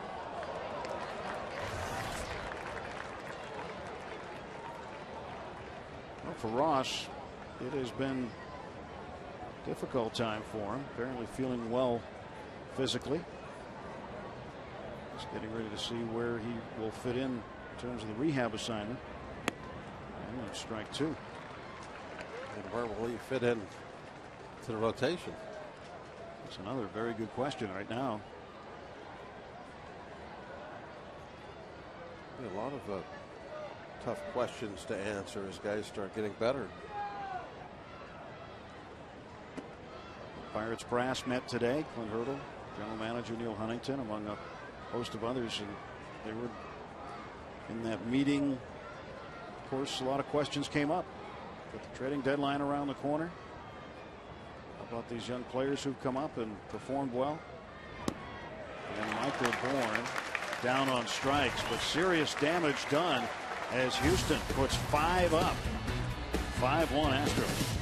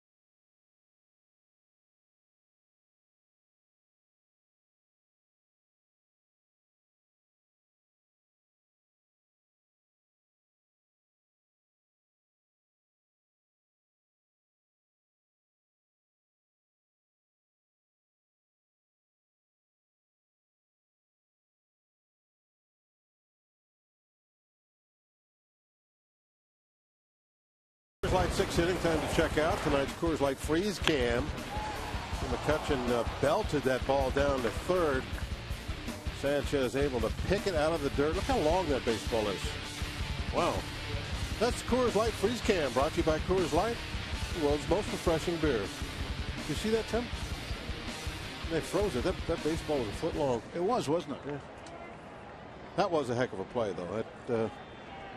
The defense has played its part. That play right there saved them a run, and their big inning started with an error.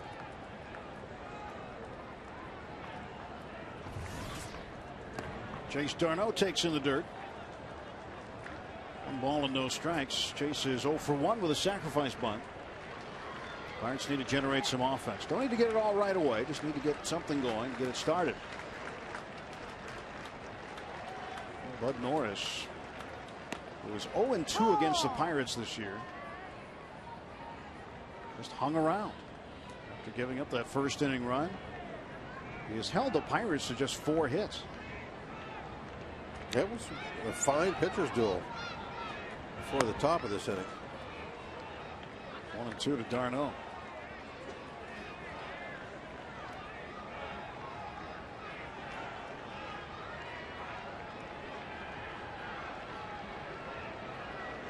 Chase out of Pepperdine, facing another California guy in Bud Norris. 2-2 the count.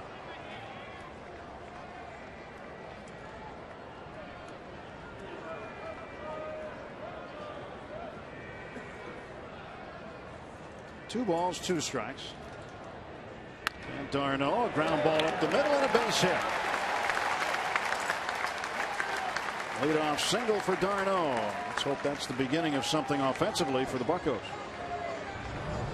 Would be nice, as you said, even just 1 run up on the board this inning, just to kind of get some momentum going in that direction. Still have a lot of baseball yet to play tonight. There's time. And time for Garrett Jones to get something going with the bat. Flying out deep to right in the third. Walk back in the first. Of course, some instant offense would be nice tonight. He could provide it. He's got the power.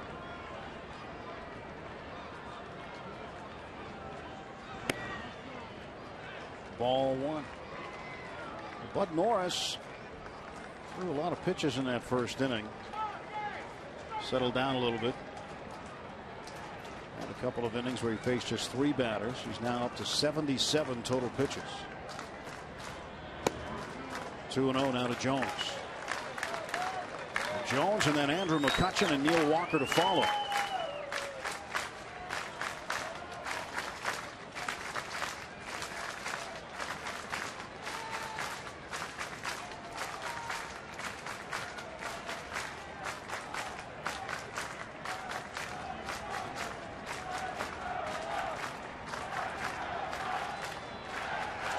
Pitch outside 3-0.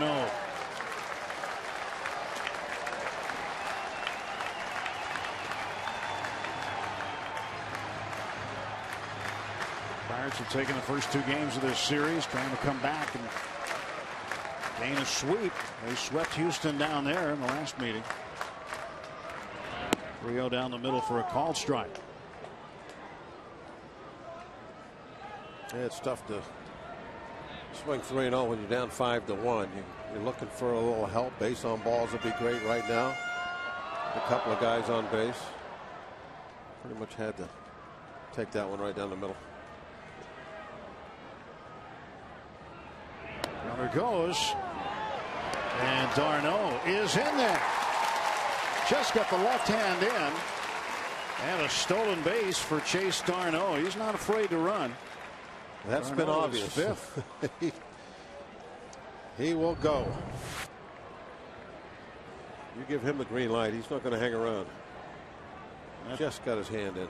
That pitch just caught that outside corner of the plate, too. The GH cam shows you that he really got in there pretty easy. Look closer than that. 3-2 and Jones to center. Michael Bourne and d'Arnaud is going to tag. Well, Jones gets the runner over to third. productive out. Andrew McCutchen coming up Sunday. The Pirates host the Cubs at 1:35. Another Kids Day. All kids 14 and under get pierogi wind-up racers, courtesy of Mrs. T's Pierogies. Come early for the #1 Conklin Kids Fun Zone on Federal Street. Stay after the game. Youngsters invited to run the bases thanks to H.K. Anderson Pretzels. To get tickets, visit Pirates.com today. Oliver and Saul. Andrew McCutchen takes ball one. McCutchen can also provide some instant offense. Getting 3:06 with runners in scoring position. One out, Darno at third. Norris pitch. And that one to deep short. That'll get the run in. And a snow cone job at first base by Wallace, but he hung on. And the Pirates get one back. It's 5-2. Darno got us one with his speed. That was his wheels that got us that run with that steal. Was able to move up on the fly ball, then score on the ground ball. Watch the bat here. It just snapped right in half. It didn't look like that ball was even that far inside. I was expecting that ball to get hit out on the end or on the handle, and I think that's what McCutchen's thinking also there. Why did that bat break? I wonder if it was already cracked when he went up there. Walker rolls it to Keppinger at second. And the inning is over. The Pirates get one back on one hit. Heading to the seventh. 5-2 Houston.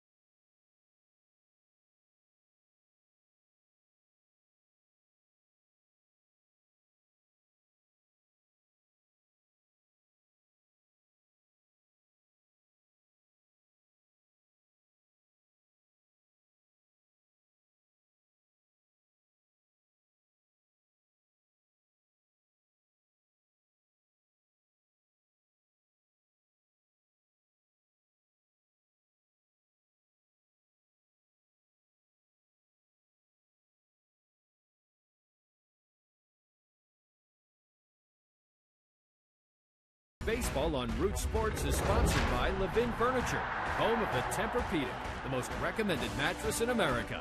Let's go Bucks!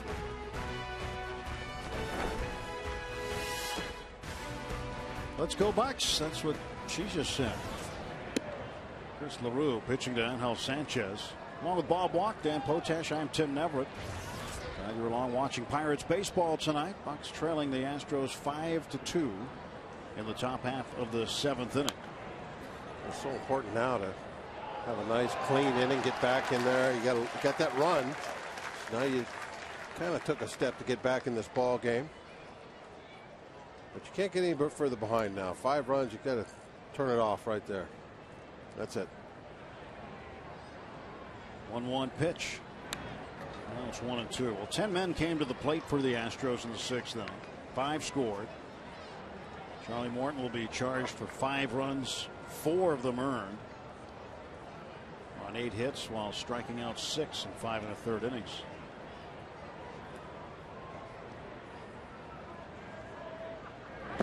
It's outside. 2-2.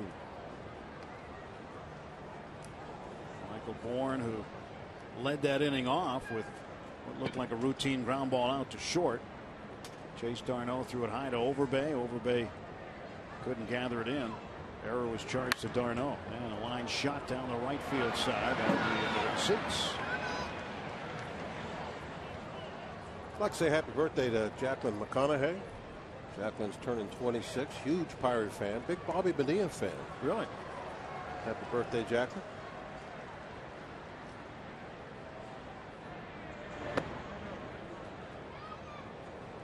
How many years?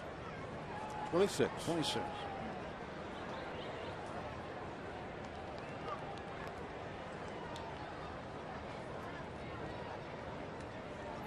Three-two coming to Sanchez.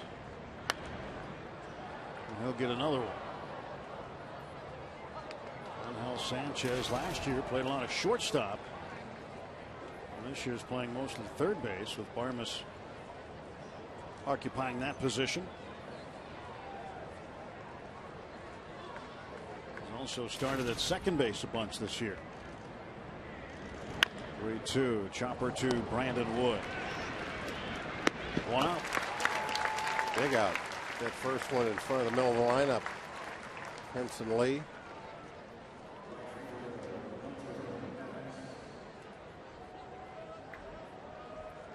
Well, Hunter PENCE will choke up a couple inches on that bat. 6 out of 10 in the series. This remains red hot. He has an 11-game hitting streak. 2 for 3 with a run batted in and a run scored tonight.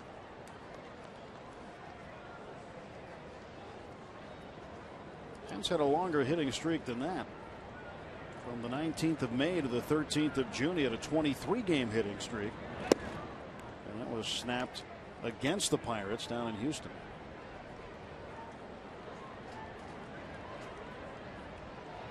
1-1. PENCE going back to the All-Star game for the second time.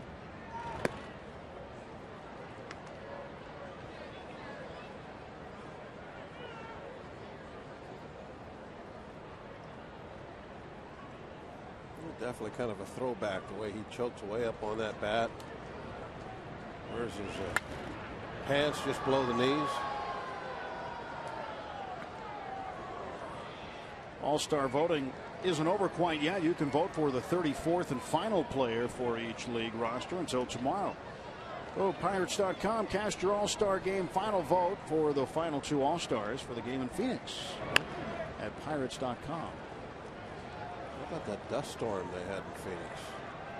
That was pretty dramatic. The pictures, anyway. It looked like a dust tidal wave just taking over the city. Like something out of a disaster movie. These are the final vote candidates for the National League. Shane Victorino of the Phillies leading the voting.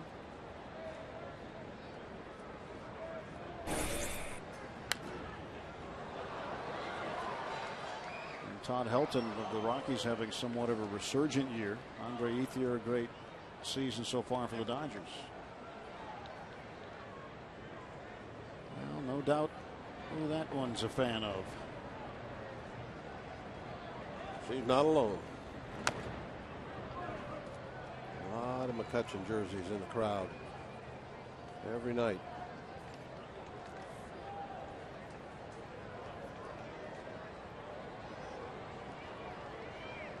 Got her Dick's Sporting Goods glove on.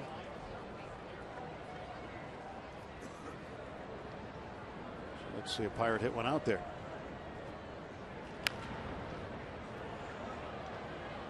Yeah, foul ball off the bat of Hunter PENCE.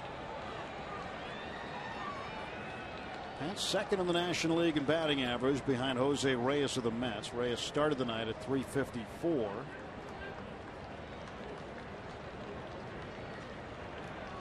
First in doubles with 24.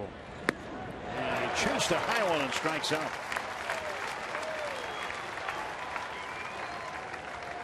Chris LaRue bearing down on Hunter PENCE. It really stayed out of the middle of the strike zone, low and high. Nothing in the middle. Chased the highest one he threw.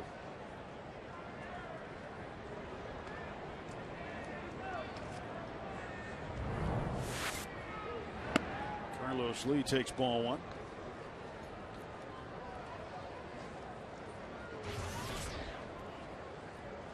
Lee hit a triple in the 6th. I guess hanging around with Michael Bourne makes him think he's faster than he is. Playing next to him in the outfield all this time.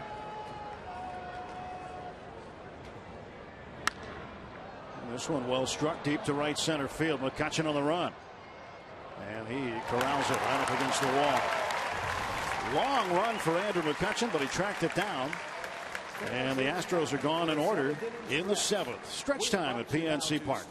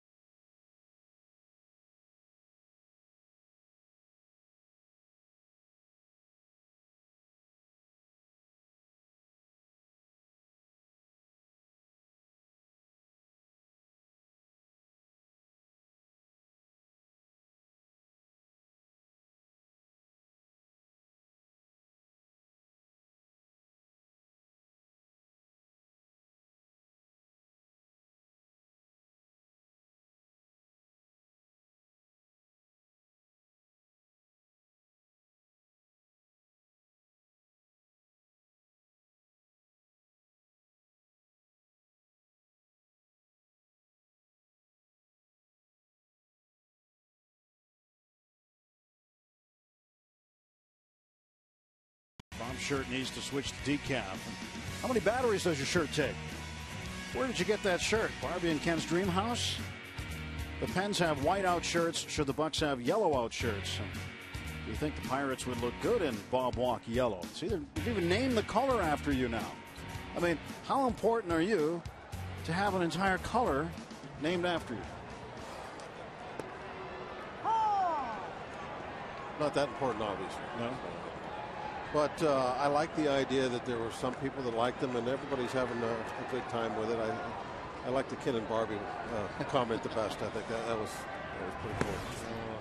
But like we said earlier, these were gifts, you know. And when you get a gift, you feel like, well, you got to wear it. You know? That's right. That's right. We all have them. So over time, you'll probably see us each wearing it, but probably not on the same night. No, we're not allowed to wear this on the same night. That wouldn't be fair to anybody playing in the outfield to have to look up like this. Definitely have to wear the flip-ups. Do you like Bob's shirt? That was our text question. So far, 71% do. You can text in your answer to 412-412. And Lyle Overbay likes it. He drops one into left field for a base hit. 1 for 3 for Lyle tonight. Well, if we come back, win this game, I'll wear it again. If we don't, tomorrow? No, I'm not going to wear it tomorrow. And you're not going to see it for a while if we don't have a comeback. Okay.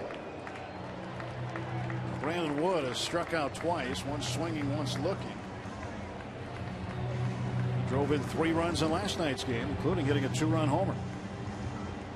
So Brandon Wood facing Bud Norris here in the bottom of the 7th. Pirates down by 3 runs, trying to come back.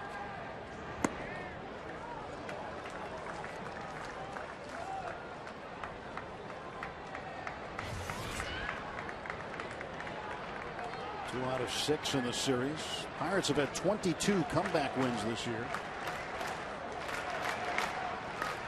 And Wood fouls it off. 1-1. Time to check out tonight's Coors Light Cold Hard Blast. And we look back to the second inning in last night's game. Brandon Wood off Wandy Rodriguez. Way out of here. 2-run shot. That gave the Pirates a 2-0 lead. That's the Cold Hard Blast, brought to you by Coors Light, the world's most refreshing beer. 1-1, and Wood hits this one up in the air right at Carlos Lee. One down. Well, when that came off the bat, the trajectory looked good, didn't it? He didn't get much of it. It turned out to be pretty routine. Got my attention for a moment, though.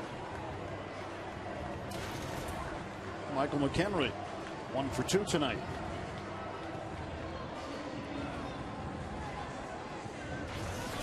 Well, the other day you predicted a home run for him. I think every day we've talked to you want to see him hit a home run. He's still looking for his first big league home run. I like the situation he had the other day. It was Toronto, great home run ballpark, left-hander out on the mound. But what a lot of people don't realize, and what I didn't realize until I looked at his minor league days, is in the last 4 years or so, as he's come through the minor leagues, he hit quite a few home runs. Like I'm thinking about maybe 60-some. Didn't add them up, but he was in double figures every year. 1-1 to McHenry. Puts this one through the hole on the left side and a base hit. 2 for 3 for the Fort. Got his batting average coming up anyway. That's right. We're coming. We'll come back here. The yellow shirt's going to stay. And that base hit puts the tying run at the plate.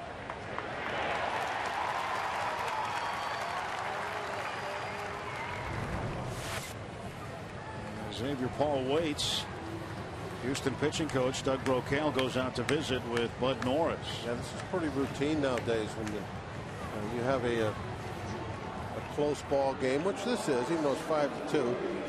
Paul is the tying run, as you said. You get that pinch hitter, the pitching coach is going to go out and make sure everybody knows who's hitting and what the game plan is about him.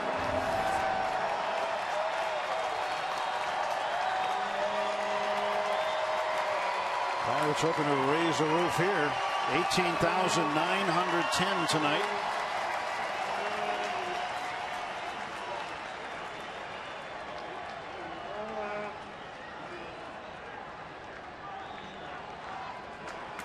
They want a comeback. 2 on, 1 out. Xavier Paul lifts this one into shallow left field, and out to get it is Barnes. A little too high. Gave Barnes time to run under it.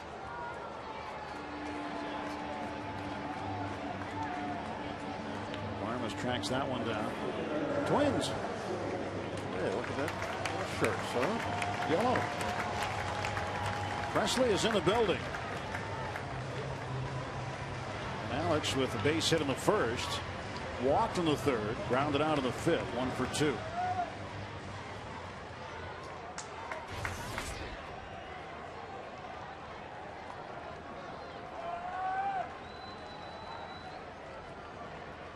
Played at Ole Miss. Overbay the runner at second base and McHenry at first. 2 outs. Presley fouls this one away. 0-1. Pirates wrap up play tonight against the Astros. An off day tomorrow. And then Friday, Saturday, Sunday, the Chicago Cubs are in to wrap up the first half of the season. And it's on to the All-Star break.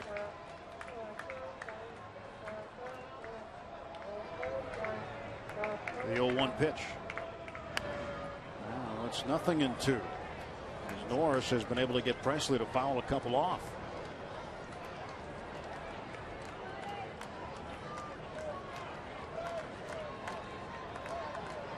Well, Norris has a little bit of room to work with against Presley.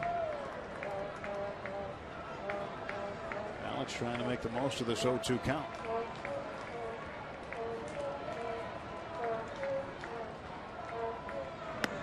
1 ball, 2 strikes.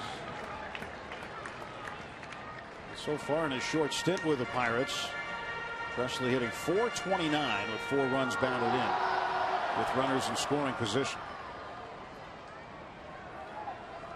Hoping to cash in once more. 1-2. That's low. Bounces away from Corpora, but nobody else able to move up.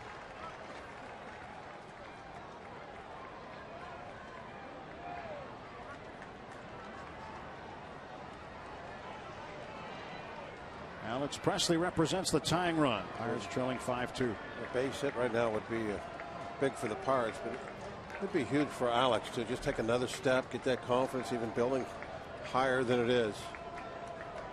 Do it. Nice clutch hit right here in front of the home crowd. Played so well on the road. He was just all over the place on that last road trip. And he was so energized with the full house that was here in game 1 of this series on Monday afternoon. Overbay down at second base. And the pitch. Pulled foul. Broke his back. The Central Division, Pirates will get a big dose of coming up. Cubs, and then right after the All-Star break, it's down to Houston, Cincinnati Reds here, and then the St. Louis Cardinals. Plenty of Central Division activity before the Pirates head out on a road trip at the end of the month to Atlanta for 4 and then Philadelphia for 3. A lot of home games. Time for the Pirates to solidify their position up here where we're at. Second place, maybe first place. Cardinals are getting beat pretty good right now. Reds are 4 out. 2.5 behind the Pirates. And Presley drills one to center field, fairly deep. Going back, and he makes an incredible over the shoulder catch. Speed kills, and it burned Presley that time. Boy, what a play by Michael Bourne as he robbed Presley of extra bases. 5.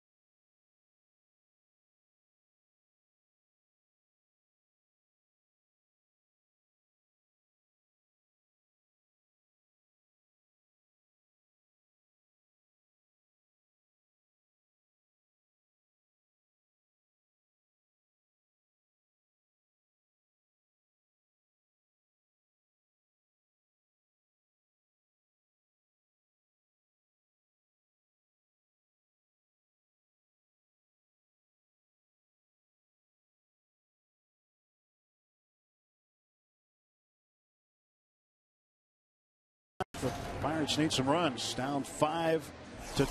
Almost got some here with 2 on and 2 out. Alex Presley drills one to deep center.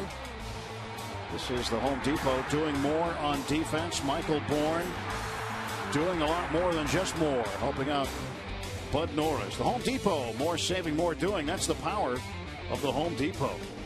What a play by Bourne.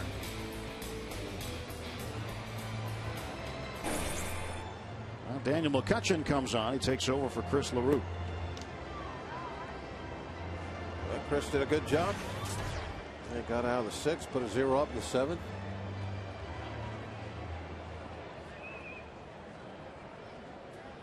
So McCutchen will face Jeff Keppinger, Brent Wallace, and Clint Barmas in the top of the 8th inning.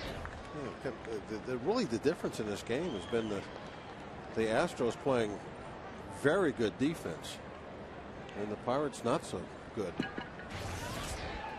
Sixth inning, the downfall. Charlie Morton was unscathed through 5 innings, and then the 6th inning, 2 errors. 10 men came to the plate. 6 of them got hits. 5 scored. The big one is that leadoff guy getting on Bourne. And if you start the inning off with an out, that changes how you pitch other people. Keppinger had a double last time up, also scored a run. And just a phenomenal catch by Bourne. I thought that was going to get over his head. He truly does possess some outstanding speed. He's playing Presley in a little bit. Presley doesn't look like he's going to drive a ball over your head. He'll fool you. He can hit it out of the ballpark. We saw that early on. It was the first game that he played. Home run Toronto. He's got a home run hitter's number, 44. Reggie. You probably heard of Hank Aaron, right? Oh yeah, Hank Aaron. For some reason I went to Reggie Jackson. Say I'm going left-hand hitter. Oh, I see. Presley's left-hand hitter. Yeah.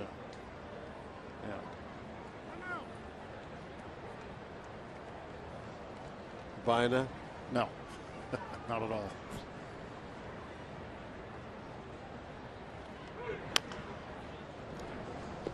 Well, they were both pretty good home run hitters. Yeah, they were.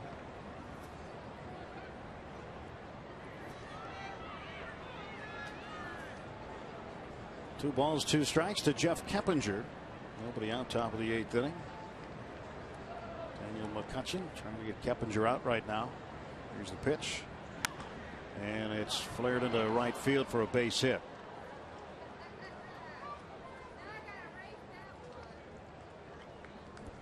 Let's take a look at what happened around the minor leagues in the Pirates system. What's going on currently. AAA, Toledo leading Indy 4-1 in the 6th. Altoona leading Akron 4-1. Andrew Lambeau 1 for 2. Stetson Alley pitching for State College. 4 innings, 5 strikeouts, and 1 earned run.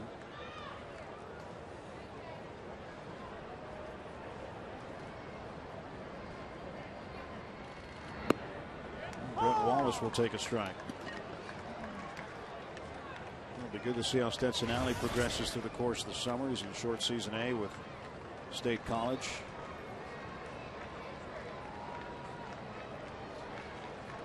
We're keeping an eye on many of the top prospects for the Pirates.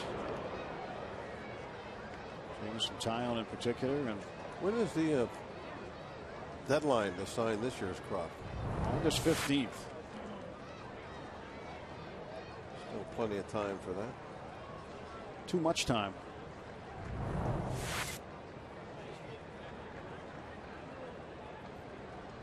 One. Going to throw to first, and getting back is Keppinger. As you look at Garrett Cole out of UCLA, the #1 pick, Josh Bell, the #2 pick. And those guys basically are not able to play ball or do anything right now. It's just a wasted couple of months. Well, yeah, they could be in short season A, getting their feet wet, and that put them way ahead of the game come next spring training. Instead, they'll be behind. There goes Keppinger, and Wallace fouls it out of play.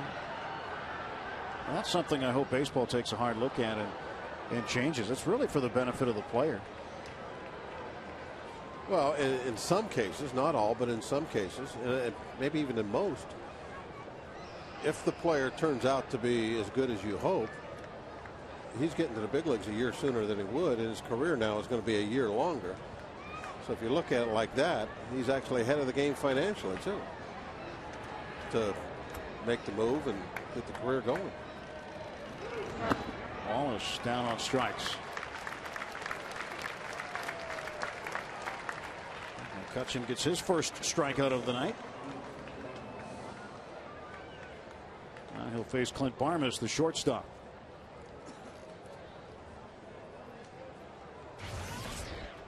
Barmas has a couple of singles tonight, 2 for 3. Broke his hand during spring training. Took a while to come back, but his hand doesn't bother him much at all now.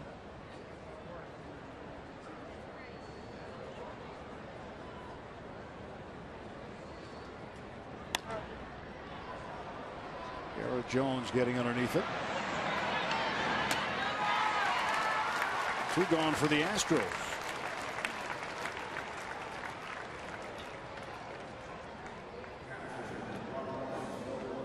Carlos Corcoran, who had a base hit in the 6th, hit into a double play in the 5th, struck out back in the 2nd.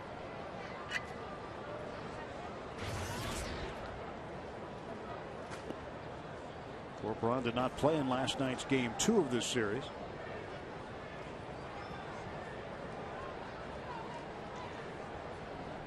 Good stance it is. And watch his front foot too. It starts with an open stance, and then when he closes the stance, his foot is on the plate, on the chalk line, and almost out of the batter's box. And his left foot is way up there too. So when he brings up the right foot, I mean, you got to pitch him inside. He is right on top of the strike zone. So that throw back to first base, and diving back is Keppinger.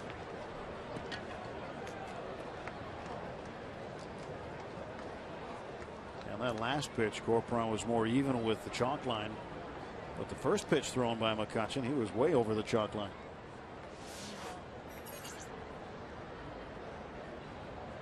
Joel Hanrahan driven tonight at 10:30. First time in All-Star. This one is driven to center, right at McCutchen. Nothing across, 1 hit, 1 left. We'll go to the bottom of the 8th, and we come back to PNC Park, 5-2 Houston.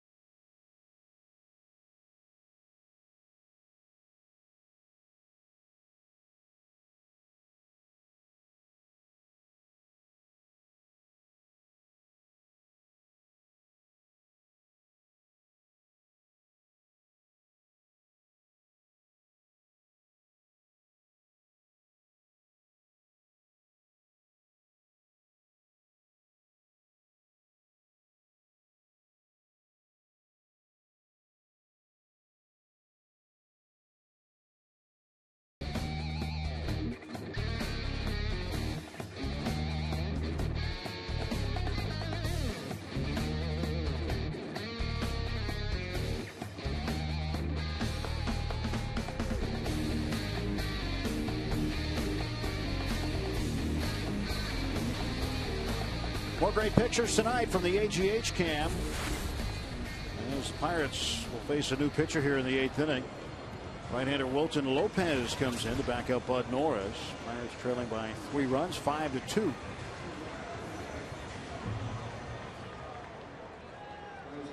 Now Lopez making his 38th appearance. And pitches a strike to the outside corner on Chase Darno. Darno 1 for 2 with a sacrifice. Singled, stole a base, and scored. Pirates' lone run in the 6th inning. 1-1.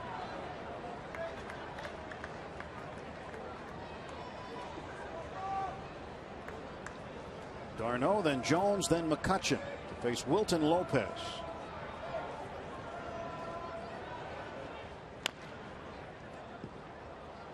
And 2. I hope everybody had a safe and happy 4th of July weekend, and hope you were able to spend some time at the ballpark here. If not, right here with us on Root Sports watching the Pirates.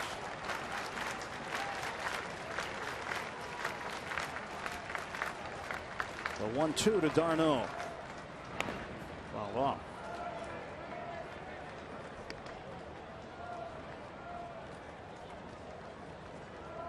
Reds have added a couple of more on the Cardinals.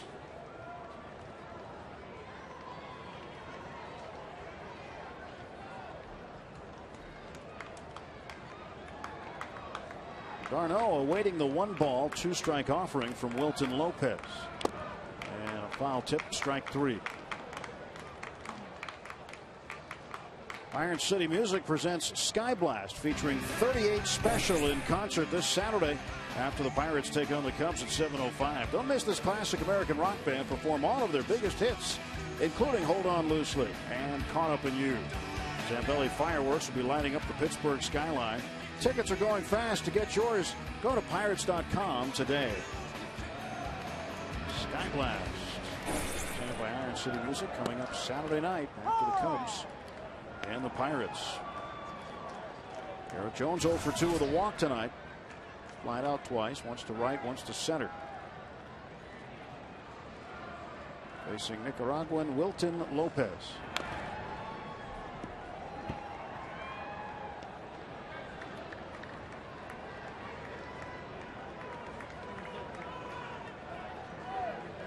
Lopez, 27 years of age, originally signed by the Yankees as a teenager.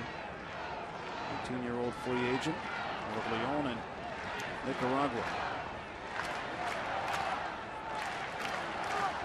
Time is called by Jones.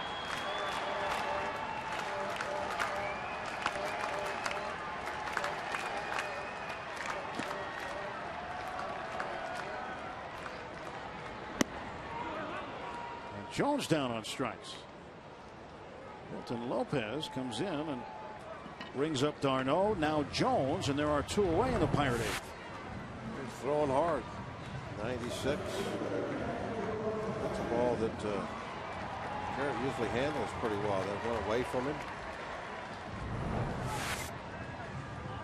Allows him to get his arms extended. He just was late on it.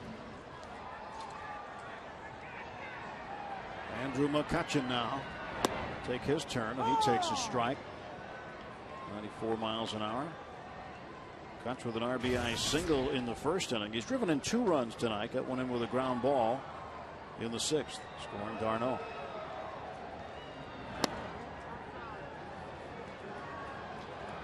Outside, and it's 1-1.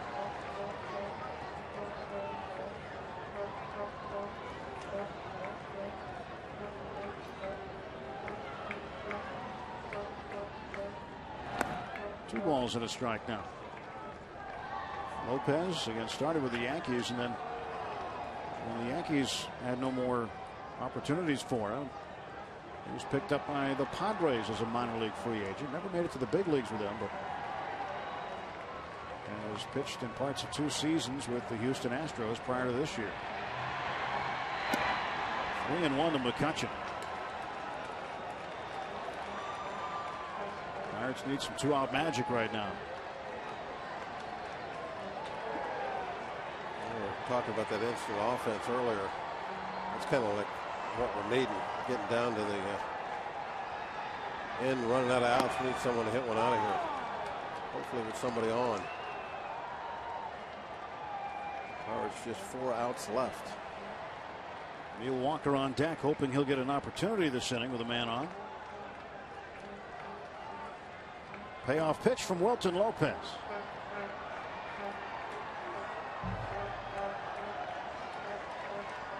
And he strikes out the side. We're on to the 9th inning. Houston a 3-run lead.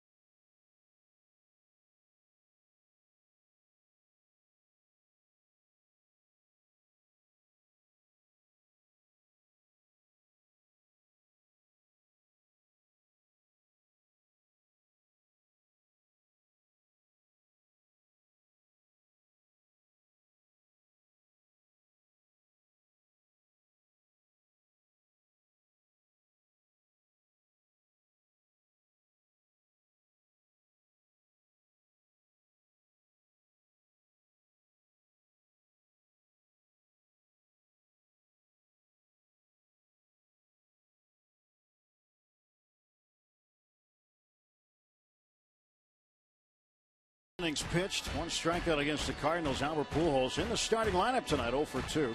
Home run derby, teams announced. Ortiz with Gonzalez, his teammate, Bautista and Cano in the American League.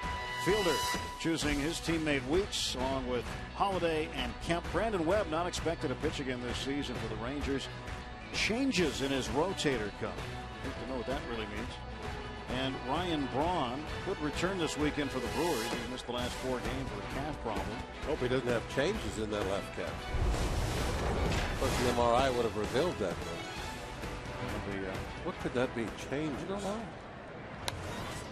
know. Jason Michaels pinch hitting for the Astros here for the pitcher Wilton Lopez. Either they don't know or they don't want us to know. I think it might be an easy way for us to understand that something is definitely not right in there. The short right field. This is going to be a tough play, and it drops in for a hit. Rolls away from Walker, and Michaels is in with a double. Into the Bermuda Triangle. Not good. I wonder if Walker, as he's running blindly that way to dive for that ball, if he was thinking about last season. What happened to him in Oakland? He collided. Ball just like that. Yeah, ball like this collided with, I believe it was Ryan Church who was playing right field. And he'll miss some time with a concussion. Last year there was no 7-day disabled list. This year there is. Knee to the head, if I remember right. Had to wear sunglasses for a few days just for light sensitivity, getting a headache. Michael Bourne back up there and slack this one away. Strike 1. Just a note on the New York Yankee Cleveland Indian game. Yankees are losing in the top of the 8th inning, 3-0. Daniel Moscas warming up. Derek Jeter 0 for tonight in his quest for 3,000. There's 4 more to get there. Strike 2 is Bourne bunts foul.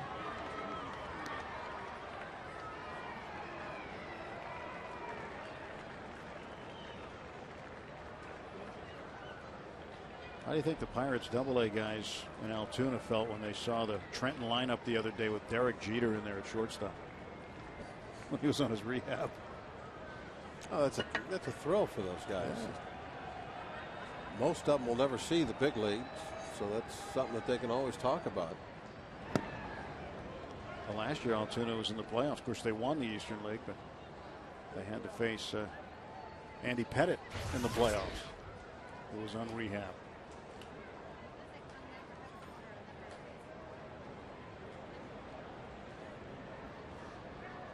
1-2, and Bourne hits this one well deep to right center field. Going back is Jones. This one is off the top of the wall.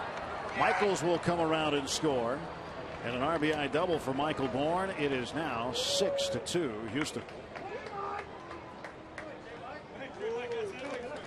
Now obviously we needed to shut this one down, and a little insurance here for the Astros. Nothing anything Garrett could do with ball hit well up, only inches away from being a home run. Almost got up over that railing.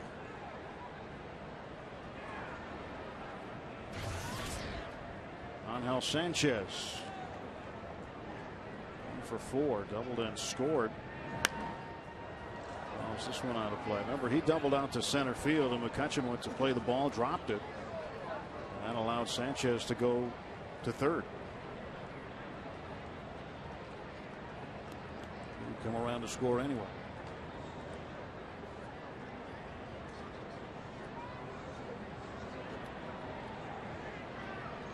And McCutchen looks back at Michael Bourne, trying to get him to stay right where he is. It's a 4-run lead now in the top half of the 9th inning. 6 runs on 12 hits for Houston. 2 runs on 7 hits and 2 errors for the Pirates. Tapper toward the mound. McCutchen stares Bourne back to second base and still gets the out. That's a good job, by Daniel to keep his head, not to ignore the base runner. Check him, get him back. Now take your out. Can't let Bourne get to third base with 1 out, especially not now. Not ever, really. Took that little run at him, got Bourne heading back, and then took you out of first base. Daniel McCutchen gets a visit. Clint Hurdle and McCutchen all done. Left-hander Daniel Moscas is coming on. It's now a 4-run Houston lead.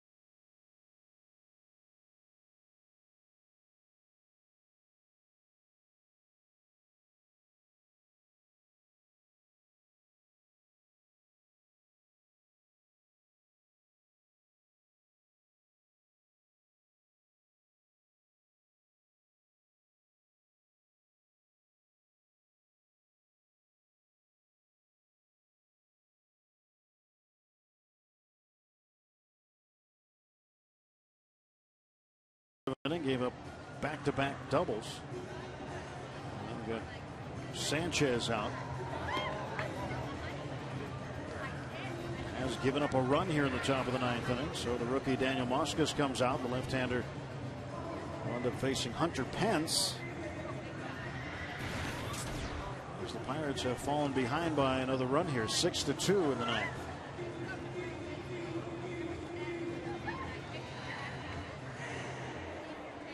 Well, nothing's over until it's over, but it's looking pretty tough right now, falling behind by 4.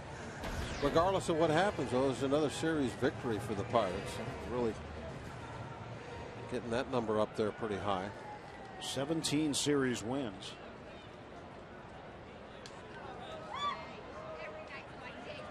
And that's what it's all about when you look at the long run throughout the season. Is that's how most players take it. A series at a time.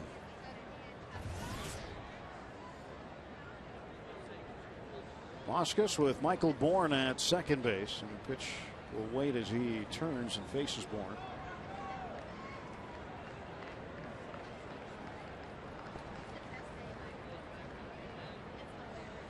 Pence is 2 for 4 tonight. 2 base hits and a run batted in. Extended his hitting streak from 10 to 11 straight. And looks at a pitch in the dirt. Ball 1, 1-0.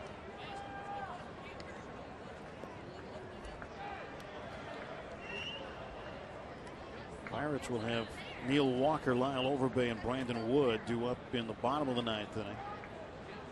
Boy, what a tough bottom of the 8th as the Pirates were struck out in order by reliever Wilton Lopez, who came in to back up Bud Norris.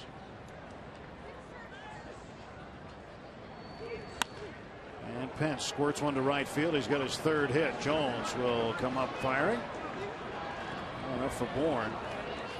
As Bourne scores, Pence drives in another. It's 7-2 Houston. I think that catch that Bourne made out in center field on the drive by Presley, and to go along with the way Lopez pitched last inning, really kind of broke the backs of the Pirates. It took a lot out of them tonight.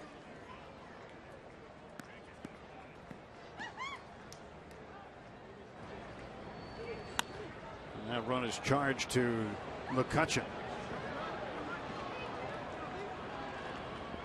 No way they were going to to get Bourne. No, not at all. Carlos Lee now. And he drives one to left center field. 14 hits now for the Astros. Pence will go to third base. McCutchen gets the ball behind him to second to keep Lee where he is. Runners at the corners now and 1 out. Carlos Lee with another hit. He has 2 tonight, 2 for 4. Jeff Keppinger also a multi-hit night. Doubled in the 6th, singled in the 8th.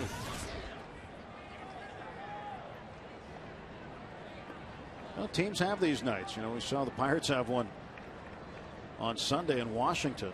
Everything that they swung at, they hit. Ended up having 8 runs on the board before you could blink in that game. And you're on the other end of those kind of games every now and then, too. Like tonight. When you play as many as these guys do, it's bound to happen. And it will happen. Yeah, look what's happening to the Cardinals, the first place team tonight.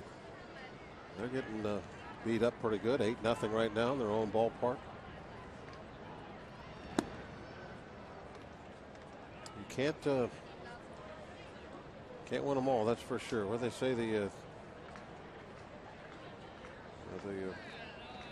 win a third and you lose a third, and that middle third is what makes the difference in your season. But no matter how good you are, you're going to lose a third.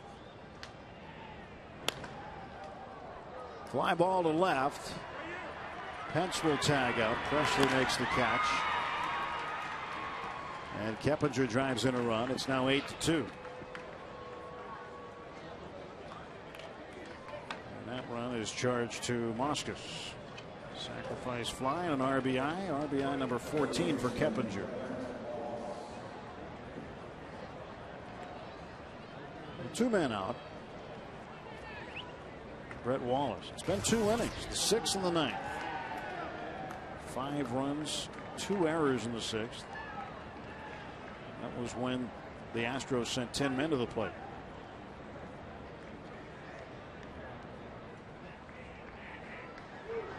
Wallace takes it on the inside corner for a strike.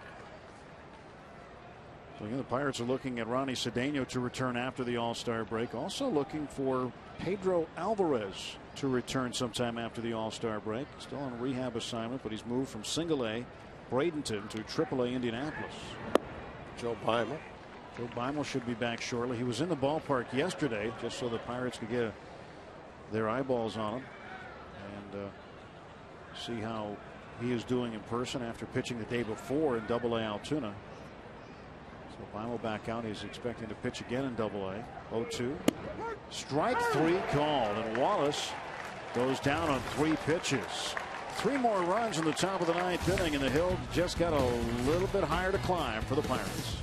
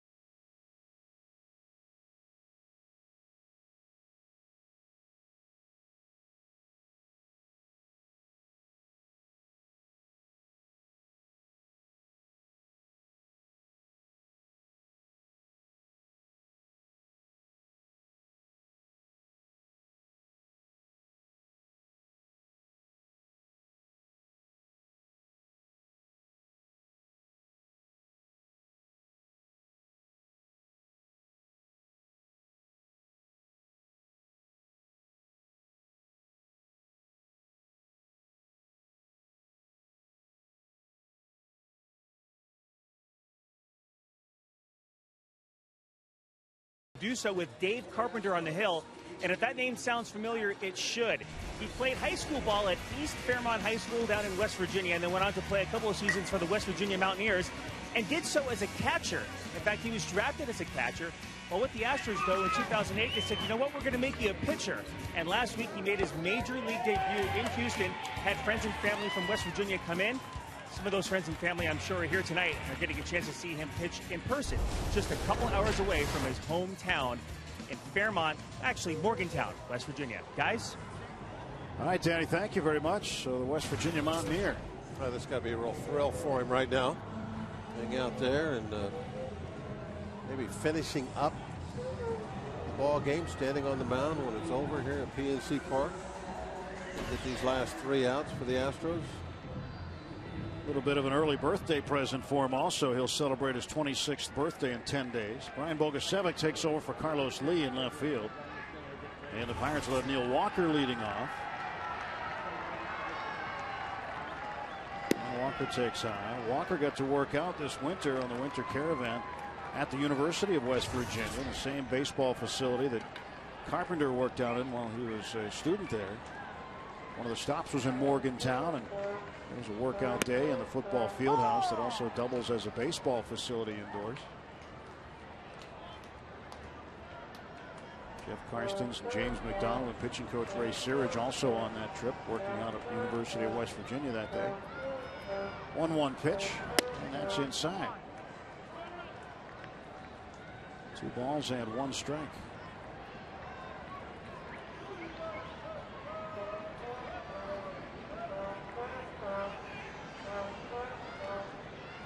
Two and 1 to Walker. Neal was 1 for 3 tonight. He takes high again, 3-1.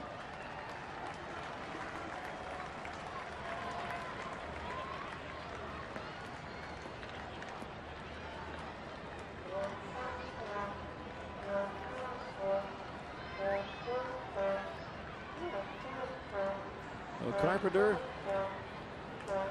1 pitch away from putting Walker on. And Neal swings and fouls it back. Now it's a different story at 3-2.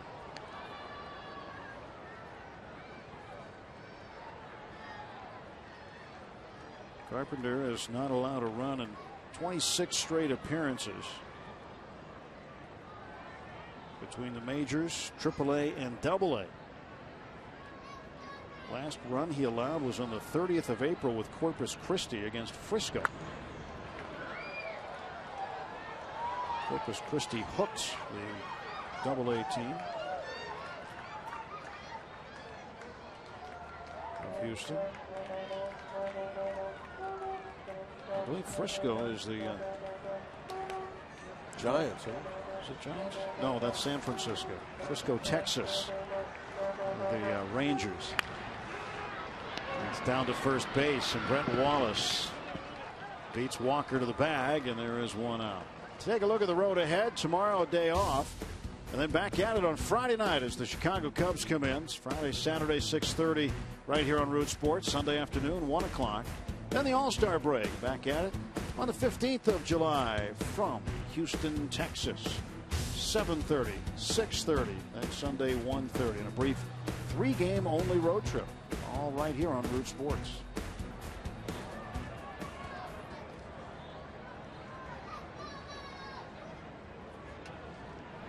Lyle Overbay takes a strike. It's a good thing I know you're better at geography than that.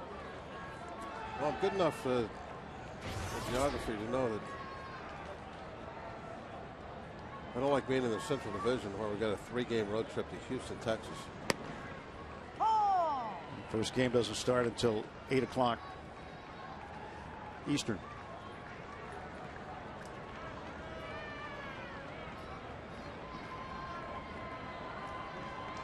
One. There's a strike. How about weren't you with the Atlanta Braves when they were in the National League West? Oh yeah. How were those road trips? There was no close road trip. What's close to Atlanta back then? Nothing. No Florida teams. Strike 3 called as Overbay's down on strikes, and the Pirates down to their last out tonight.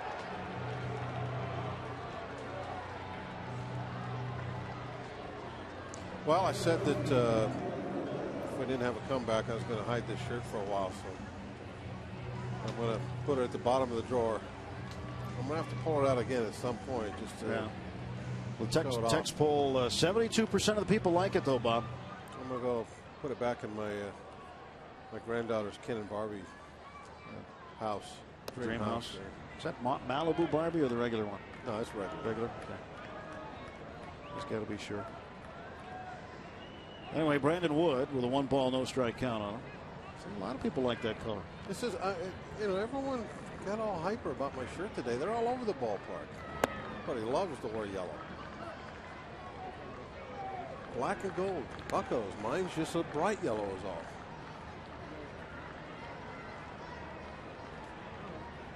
It's the laundry detergent that Laura uses. It keeps the colors vibrant. Even on the field. 2-0 to Wood. Now it's 2-1. Lori voted, by the way. She voted yes. Oh, she did?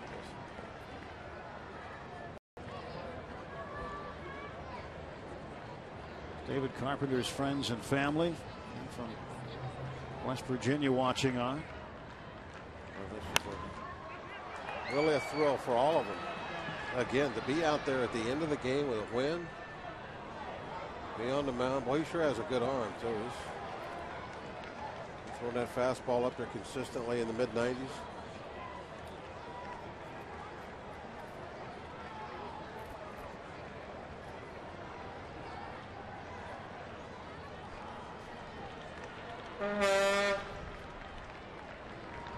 He is one of 4 players on the Astros to make their major league debut this year. Wood fouls it down the third baseline. Brandon Wood trying to keep the Pirates with a pulse here. He's 0 for 3 tonight.